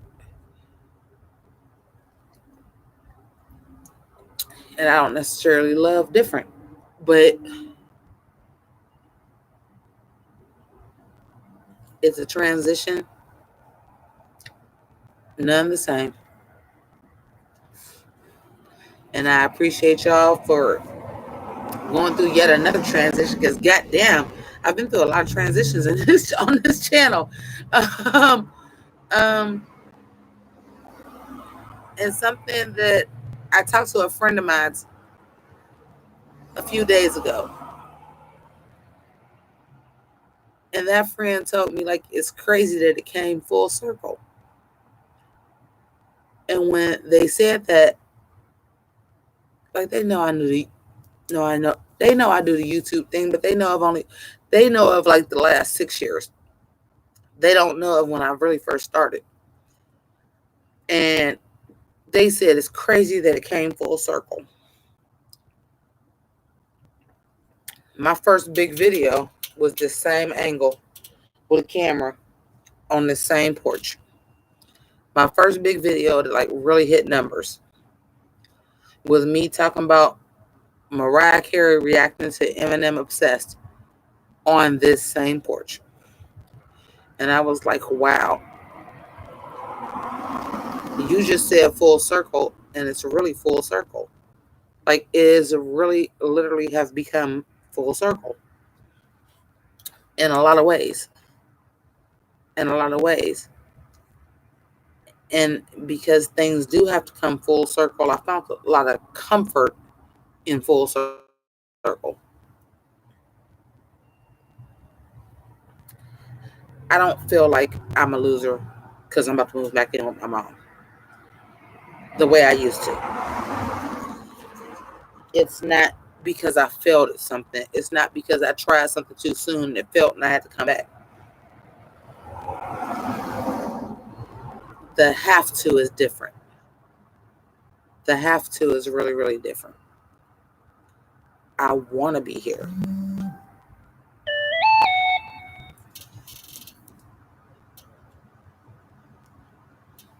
I want to be here. I have my moments.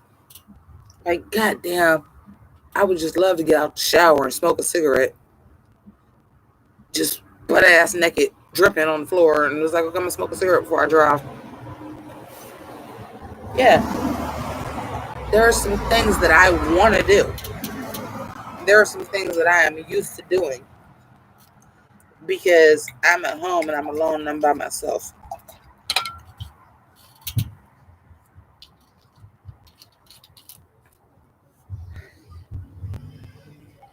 The have to be is different. I can't see me being nowhere else right now. Believe it or not, this woman cut her air conditioner off and cracked her door because she ain't gonna be able to go to sleep till I come in the house. And I know that.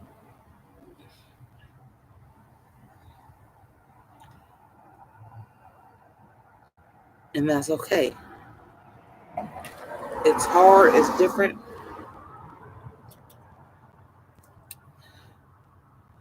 But it's not the same. Have to be, it's not financial. I have to be here. I'm connected to here. I really can't be nowhere else.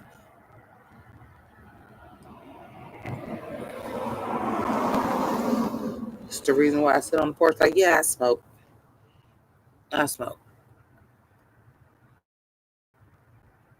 I have to feel.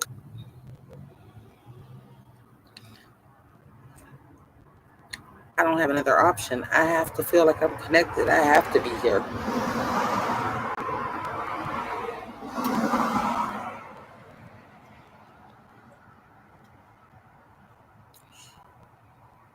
What the fuck else was the point of them fucking having me? I have to be here. I'm connected. I wouldn't feel comfortable at home.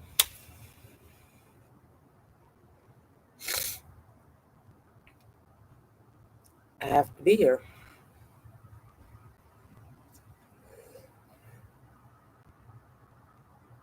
I would not be comfortable staying at home.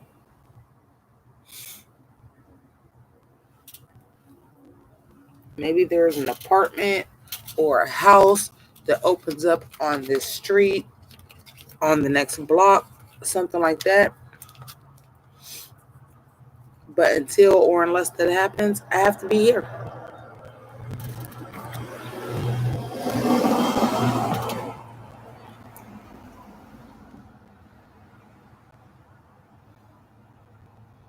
It's just where my heart is at, man.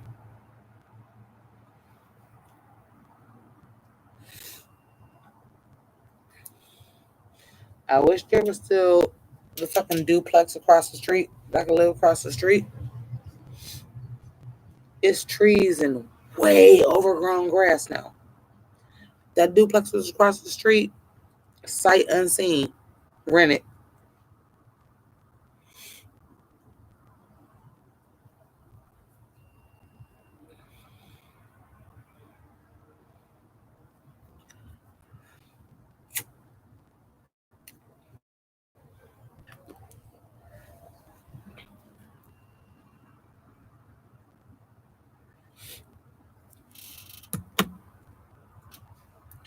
I don't really know how I could be anywhere else.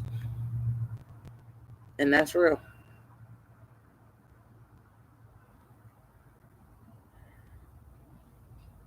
I'd like to say I could just go and continue to have my apartment and everything will be all good. I can't. It's too far away. Close enough to my sister, but she got a whole kid and a dude and rebuilt her life.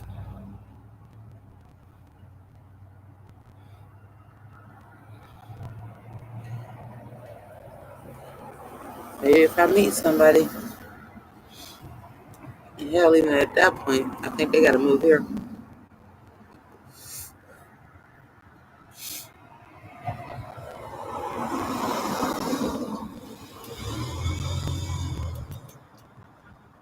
Hello, AP. How are you?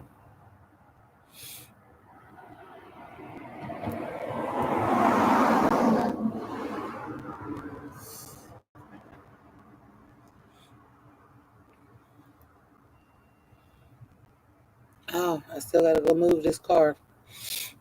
I still got to move this car. They got to come get the trash. I still got to come move this car. It's just,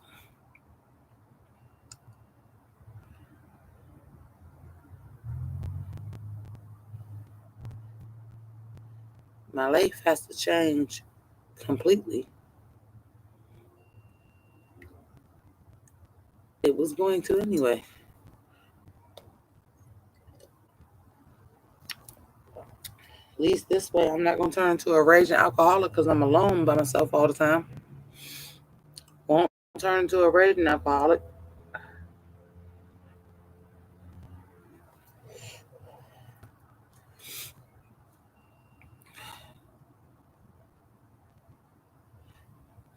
Even if I did that anyway, he would have hated that. He'd hate that I was drinking fucking right now.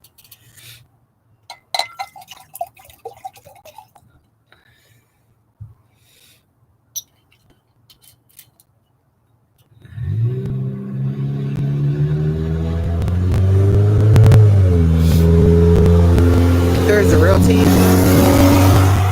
the real shit. I was a late kid. I was a late bloomer. I didn't do what I was supposed to do. I was supposed to be the golden child, and I wasn't. And I finally was able to maintain on my own, partially through this YouTube shit. I don't think y'all understand the money I was making per week and what I make on sick leave, and how this YouTube shit like really got me through like the past year and a half.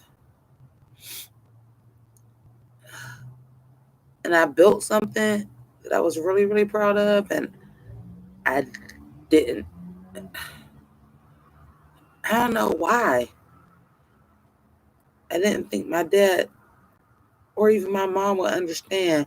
And like when I did music and somebody was working underneath him at the group home and told him like your daughter do this, and I didn't know that they watched my YouTube videos, and I don't know why. Like I guess I thought it was because I was supposed to be like an engineer or something like that, and I didn't think that they would understand me making my own way through shit. I guess I didn't think they would understand. I didn't know until after my dad passed that he watched some of my YouTube videos. I don't.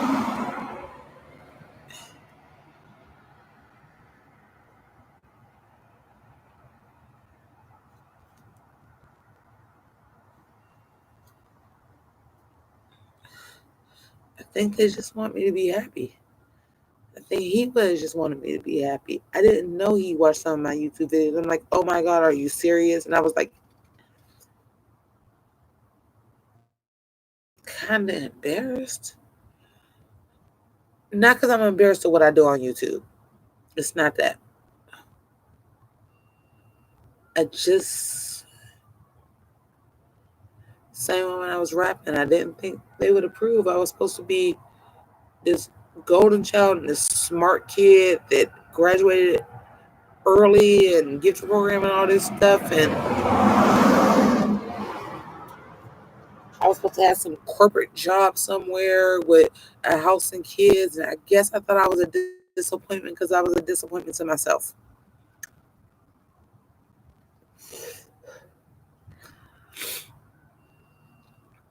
And my mom told me after he passed, like, your dad was watching your YouTube videos. What? I didn't think that could ever be a thing. But I didn't think that he would accept the fact that I rapped either. And he had a lot of advice for that. If you don't do pay to play, if they want you to perform, they'll pay for you. And they did. And they did. I never did pay to play. And they did. Because he was a musician.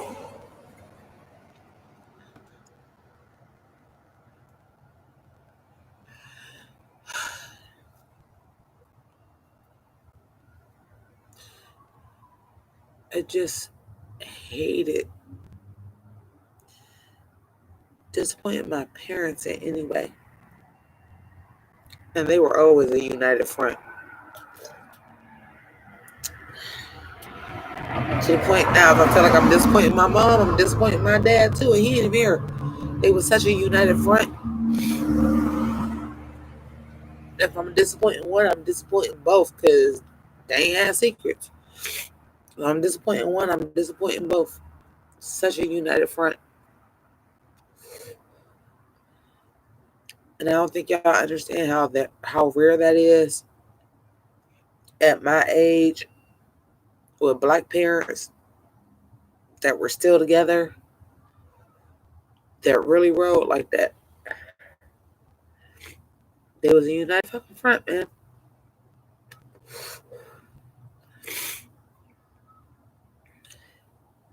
And I just didn't never want to disappoint them. But I was smart and gifted, and I was supposed to graduate college and have the corporate job and all this, and I didn't do it.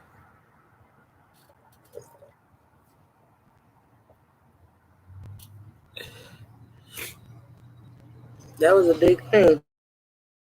The other day I was watching your YouTube videos. That's big to me. And I wish I knew that. It's big to me. Because I built something I'm really proud of with this YouTube shit. Oh yeah, I'm back in Youngstown. This is what's gonna happen now.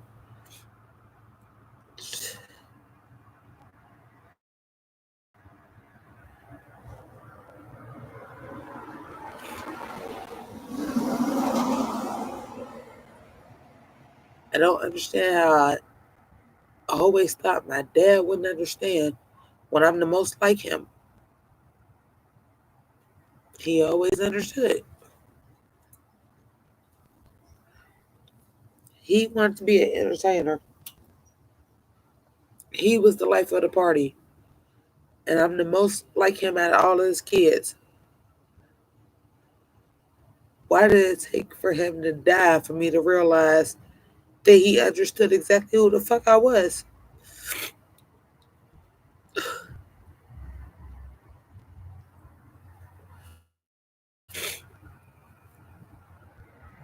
He knew who the fuck I was because I was him.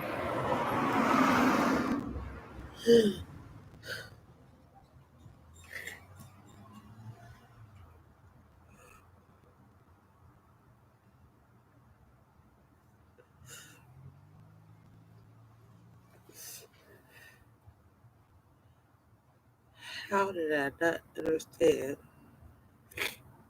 that he knew exactly who I was because I was him?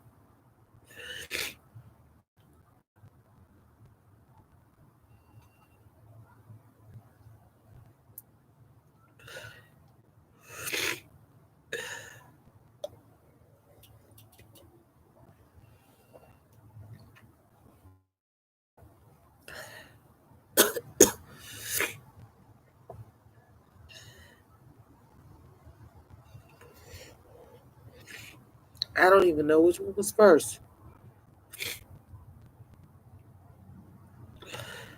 Was I destined to be like him because I was named after him? Or was it just some great foresight that I was named after him because I was going to be the one that was like him?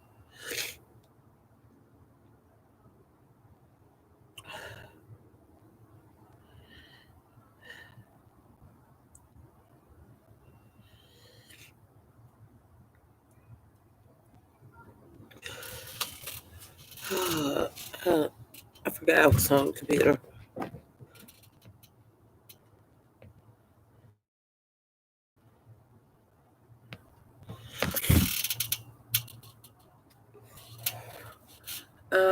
The last time I wrote, it's been a while.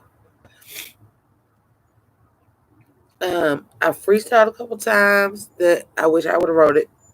I wish I there's some freestyles that I wish I would have recorded so I could hear what I would have said. Um, I freestyled kind of a bunch, um, just in my feelings, not really remembered. Wish I could. Um, I know I need to write. Y'all give me a moment.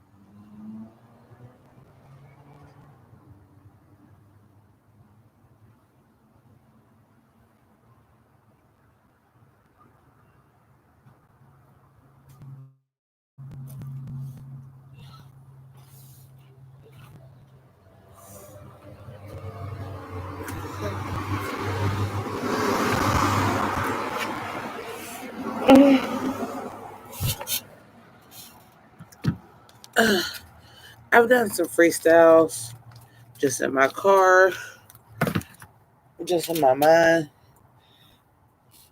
That I'm not in the middle. Mentally, I'm not where I can be like, I just spit gold, re record that, rewrite that. I'm not in that mental state. And I need to get in that mental state because I'm probably saying the realest shit I ever fucking wrote right now. The realest shit that I ever spit right now is probably where I'm at right now.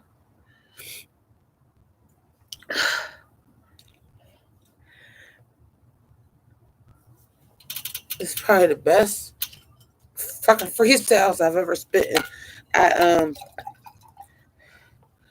and I may be able to reinvoke some of it because it's happened before, and I'm like, oh, I remember I said this, and I was able to write it down. I don't know. Mentally, I'm so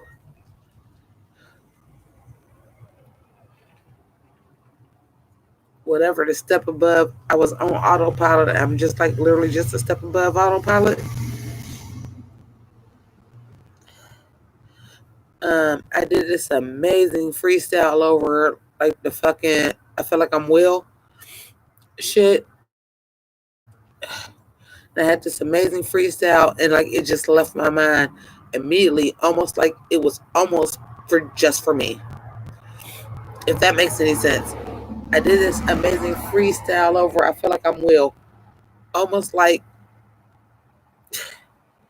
it wasn't meant for me, but me in the heavens to hear. This amazing freestyle about my dad. I couldn't tell you a fucking line.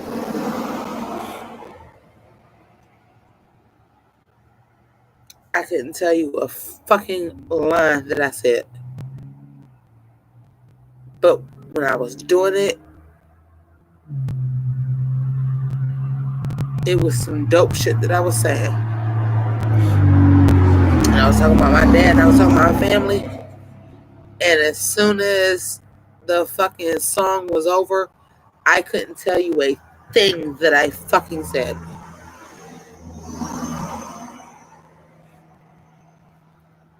It wasn't meant for public consumption. Only way that I could put it. Because once the beat went off,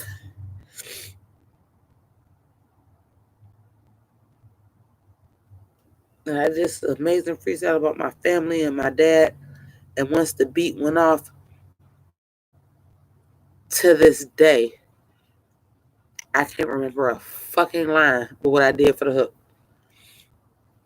I can't remember one fucking line. It wasn't meant for public consumption. It wasn't meant for me to record it. I can't remember a fucking line.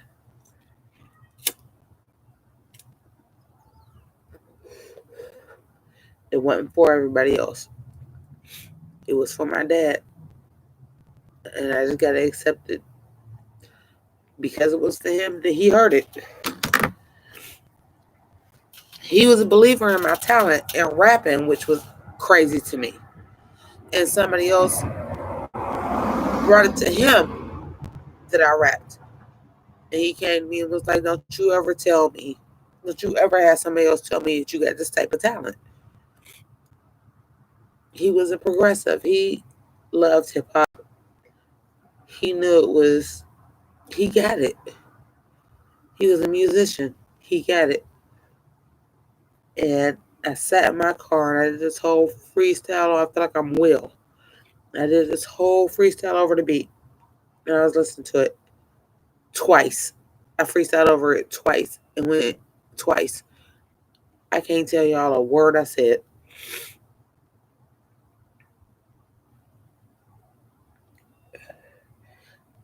I do know I was talking about my dad and I was talking about our family.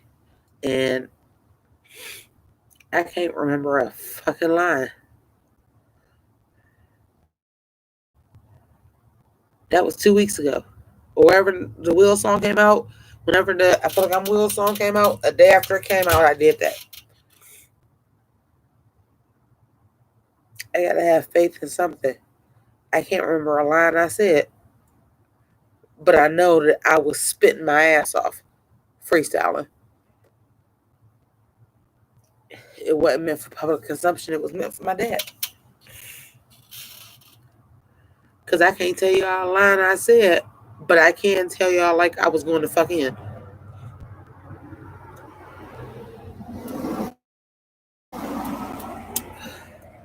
It wasn't meant for y'all to hear.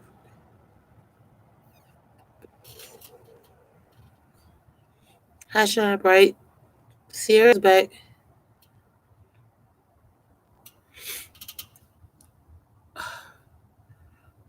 All I know is I freestyled. I brought it back. I did my hook the way that I did it, but because I can't remember not a line that I said, that's very rare that I freestyle some hot shit and I don't even remember a couple of lines. I don't remember anything. So I'm not even gonna say how I went into the hook once I freestyled for 2 times. Because I gotta believe it wasn't for me. I can freestyle some shit, I'll at least remember at least a line. I don't remember a line. All I remember is the hook. So after freestyling through a song twice, after my dad passed, that was about my dad and our family, it wasn't meant for public consumption. And that's fine too. If that is the way that I said goodbye to my dad and he heard it, it's fine. He was a musician. I always told my dad, there was only 2 things I wanted from my dad. My dad got some gazelle glasses. I was like, I want your gazelle glasses and I want one of your keyboards. And I always told him that. I was like, I don't want nothing else. I want them gazelle glasses because I wear glasses and I had the worst vision out of everybody. I've been seeing a specialist for my eyes since I was 3. I had the worst glasses. I was like, I want the gazelle glasses and I want one of your keyboards. I have some stuff from my dad, but that was the only thing I ever asked of him. I want your gazelle glasses and one of your keyboards is the only things that I ever wanted from my dad. And I told him that several times. Let me get them gazelle glasses. And he used to always say, like, they look too masculine for you. No, because I'm the one that absolutely has to wear glasses. When I told him that, he didn't know that I already knew eventually, like, my eyes are going to be bad. Because I've been a specialist since I was 3. I want the gazelle glasses and one of the keyboards. Only thing I ever wanted from my dad. But he loved music and he was such a musician. I was just like, just one of the keyboards. Just one of the keyboards. And my keyboard is sitting right there. Because it wasn't supposed to happen this soon.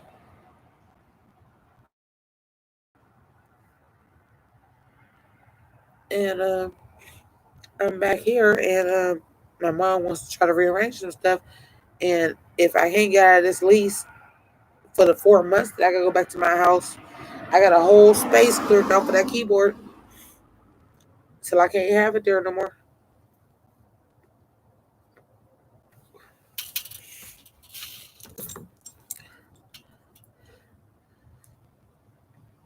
I loved my fucking father so much that I couldn't.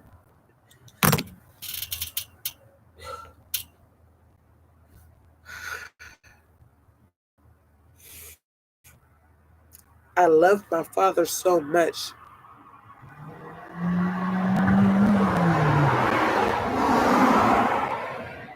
that I lesser men because I know there wasn't a man that could be better than him. And that's real. I was also find somebody better than my daddy. That's not gonna happen.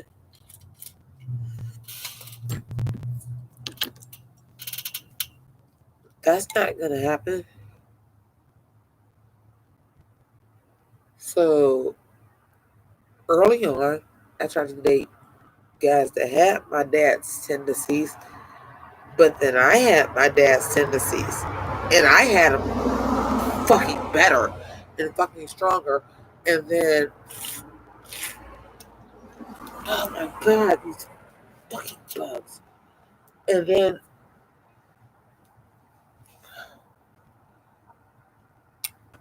I dated guys that I should never date because then I can run them and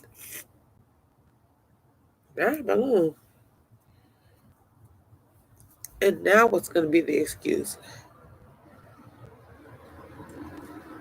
Because I'm better at being my dad than you are?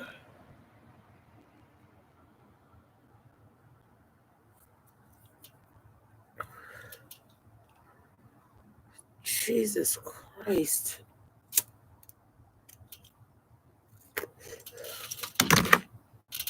Did I really become so fucking masculine? Because nobody could be better than my dad. So I might as well get niggas this way worse so that I can be my dad. The shit that has been happening in my mind will fucking crush the normal person. I tried to get people that were more masculine than me because I was the most like my dad. And when the nigga that was supposed to be more masculine than me started beating my ass, then I went for somebody that was way weaker than me. These are facts, y'all. Y'all getting truth bombs. So when I went for somebody that I thought that was as masculine as my dad, but was fucked up and was beating my ass, I then progressively started going after dudes that I could be the guy. I tried to pick somebody that was as masculine as my dad. He beat my ass. Okay, then I'm going to be my dad. And I progressively picked guys that were weaker than me. I progressively picked men that were weaker than me. Because obviously, nobody's going to be my dad. So I have to be my dad. And I progressively picked niggas that was weaker than me. Holler if you hear me. I'll holler. I'm working some shit out right now. Progressively picked niggas that was weaker than me.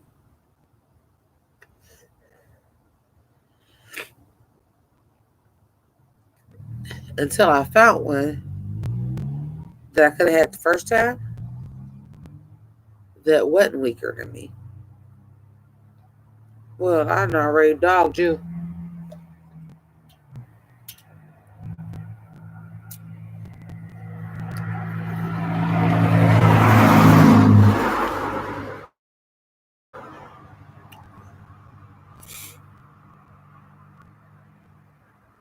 This has really forced me to work out some shit.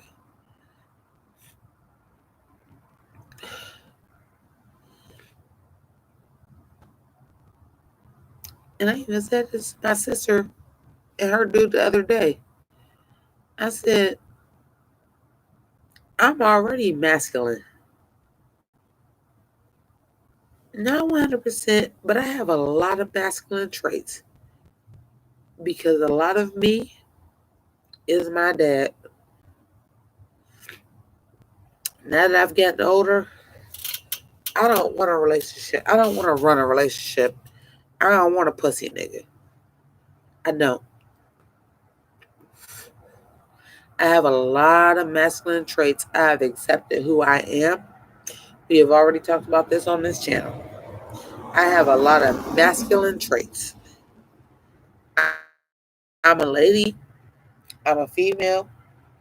Nails done, hair done, everything did. I am a lady. I'm a female.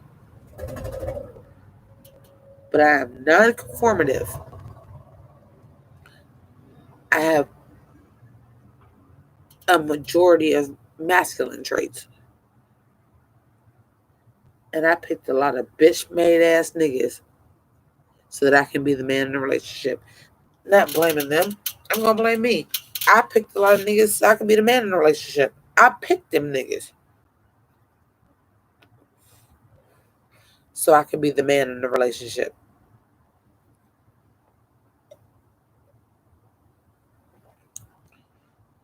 So I didn't get men that would take care of me. I didn't get men that would clean my car. I didn't get those type of men.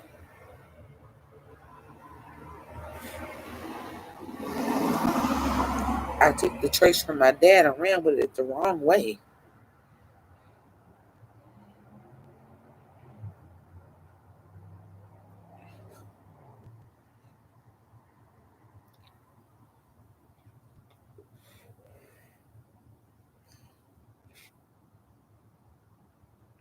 It's fucked up, isn't it?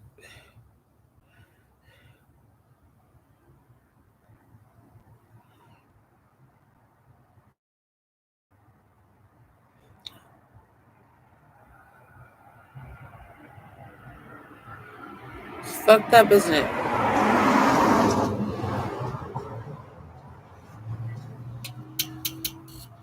Do you want to know how many times I was proposed to for real? My family don't even know this. You want to know how many times I've been proposed to for real? I've been proposed to 9 times. 9. Yes, Shine Bright, it's been a really rough day. I've been proposed to 9 times. 9.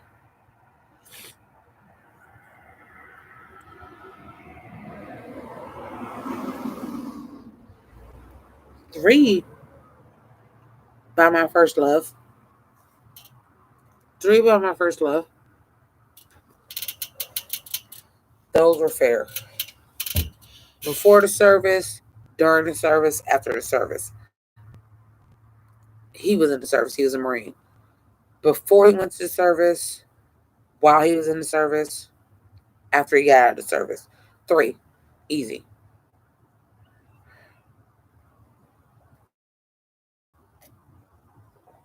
Every other man I dated proposed.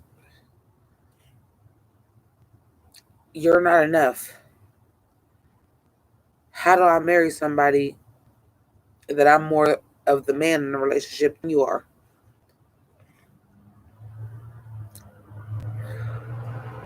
I didn't have kids because I didn't want the responsibility to be on my family. Because you're not enough of a man to take care of the kid. And if I have to have a baby, it's not going to fall on my people because you ain't shit. But I picked not shit ass niggas. I picked not shit ass niggas because I was always the man in the relationship. And then when I picked one that was the man in the relationship, well, he was the man in a relationship, but in a relationship with somebody else. Whoops.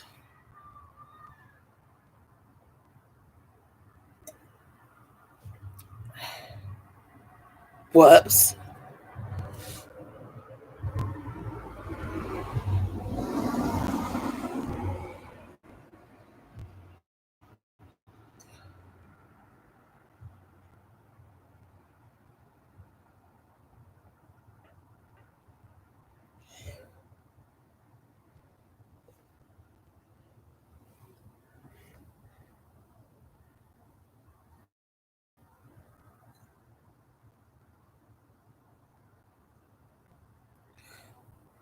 It's very easy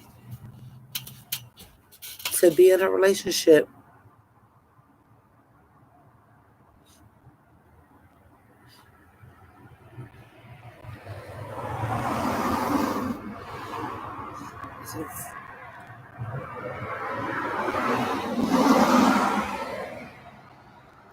it's very easy to accept somebody.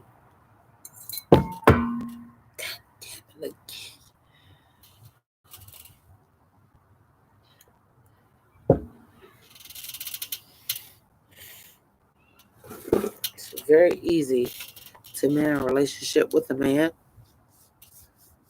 that ain't a real man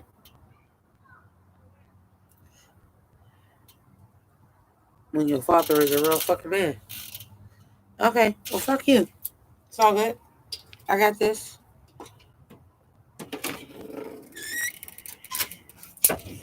I'll do it my fucking self.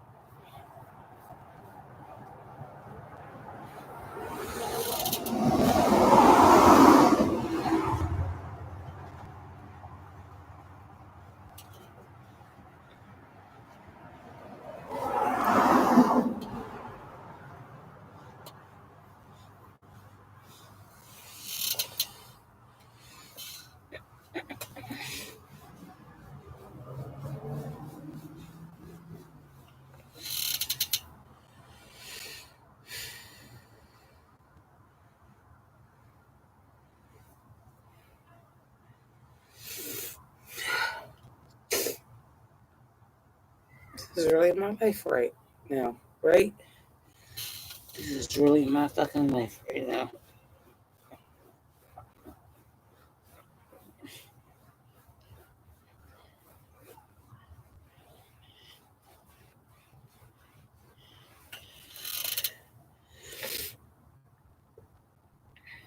My real life right now, right?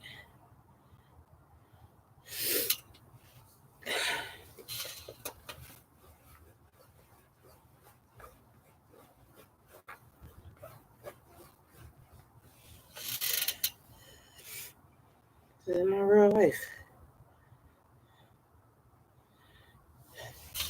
That's it.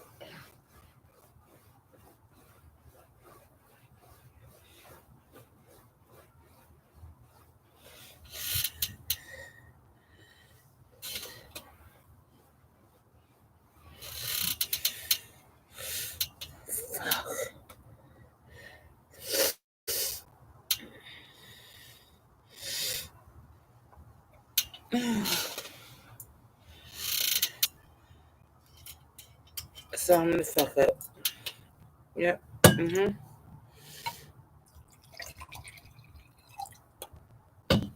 gonna beat the fuck up. I'm gonna fuck up. I was supposed to be doing all the great things. I'm gonna beat the fuck up, right? I'm gonna fuck up. Yep. I'm gonna fuck up. I get it.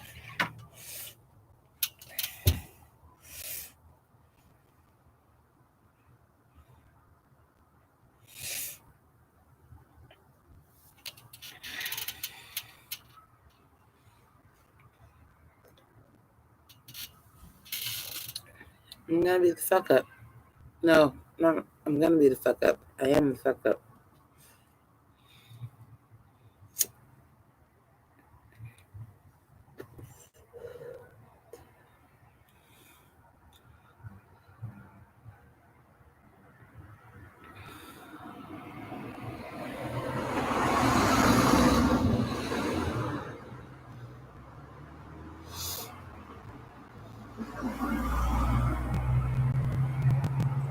I tried so hard not to be the fuck up, and I'm the fuck up, right?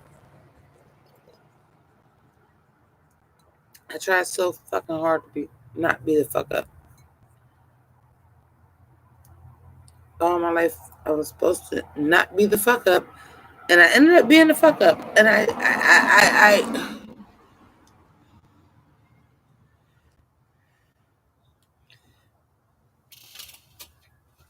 just didn't want to be the fuck up.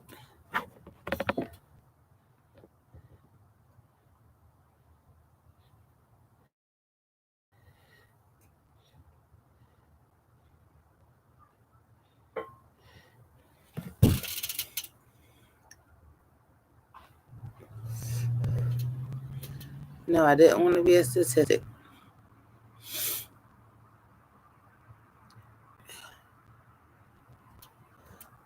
Be careful what you wish for. You just might get it. I'm not the statistic. I don't get 5 kids by 6 different baby daddies and all of this. But I am a statistic.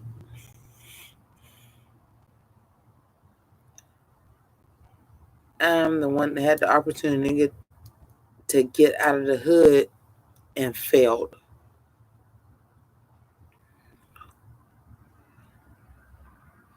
I'm not the statistic, but I am a statistic.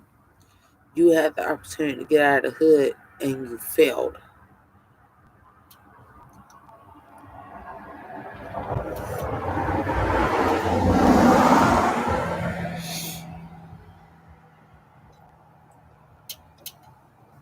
You fucked up. You don't get to be, you don't drink, you don't smoke. You don't get to do that.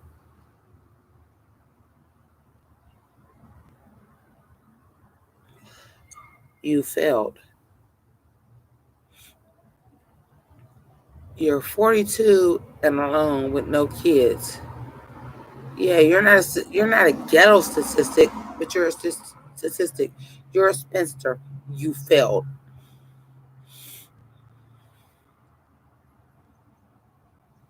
You failed. There's no baby. There's no husband. There's no great job. I don't even know if I have a job right now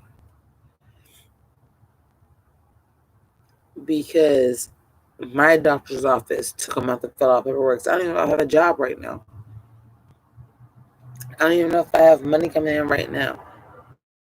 You failed.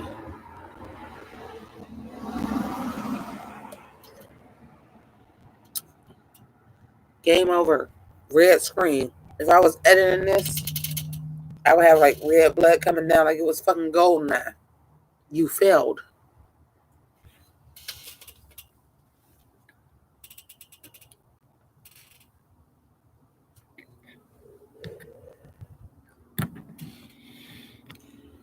Yeah, I wasn't statistic, but today I feel like nothing but statistics. Yeah, I got through level 10. You got a college degree. You graduated. No kids out of wedlock. No dude.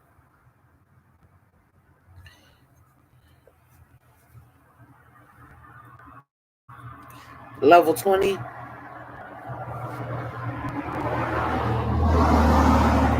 You failed. You failed.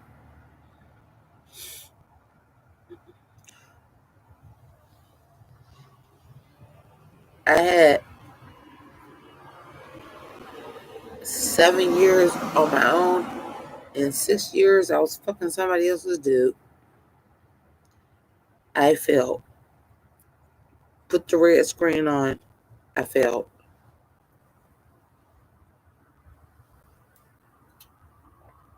I failed.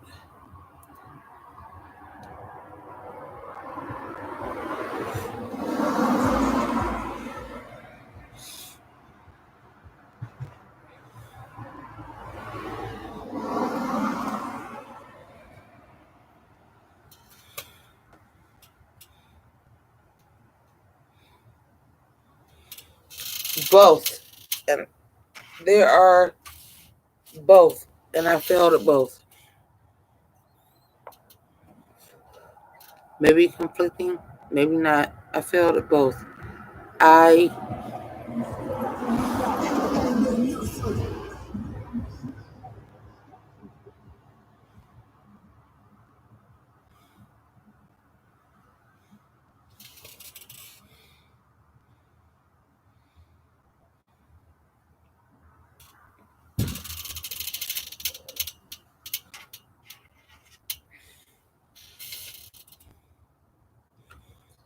I don't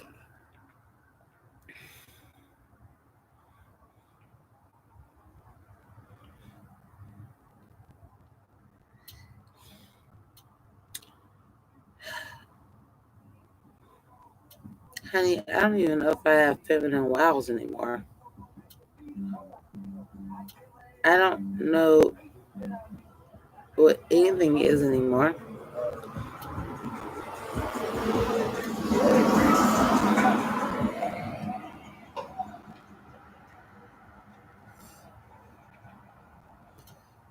don't know what my feminine wows are anymore. Is that even a thing? Feminine wows? I don't know if that's a thing anymore.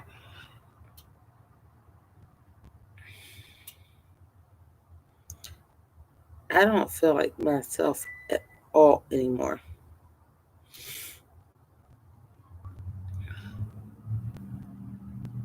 There is such a part of me missing. I don't know who I am anymore.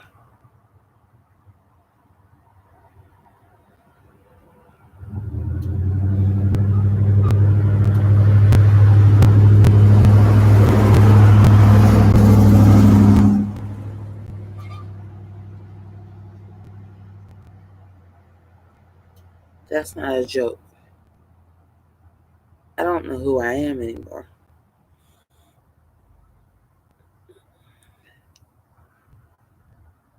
There are parts of me that are firing on full cylinders to take over.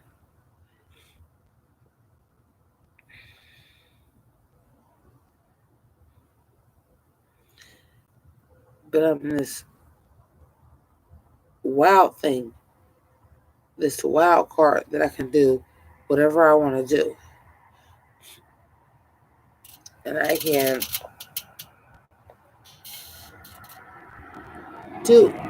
do whatever I want to do. Normally it's just like, okay, it's good. I know I can do this and this and this and this and this. There's an adjustment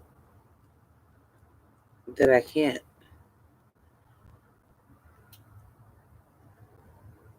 And it doesn't feel normal.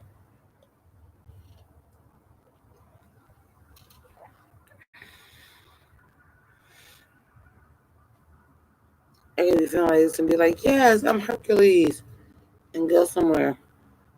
Can I do that? No, I can't.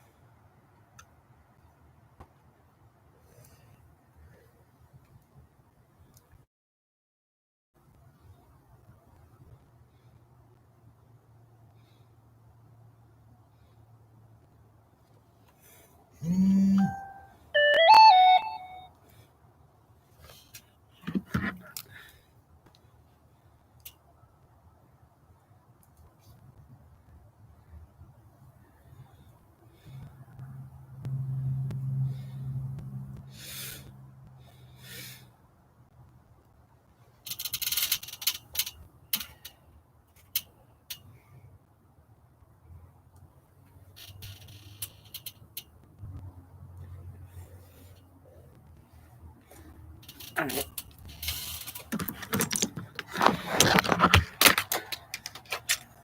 Bye.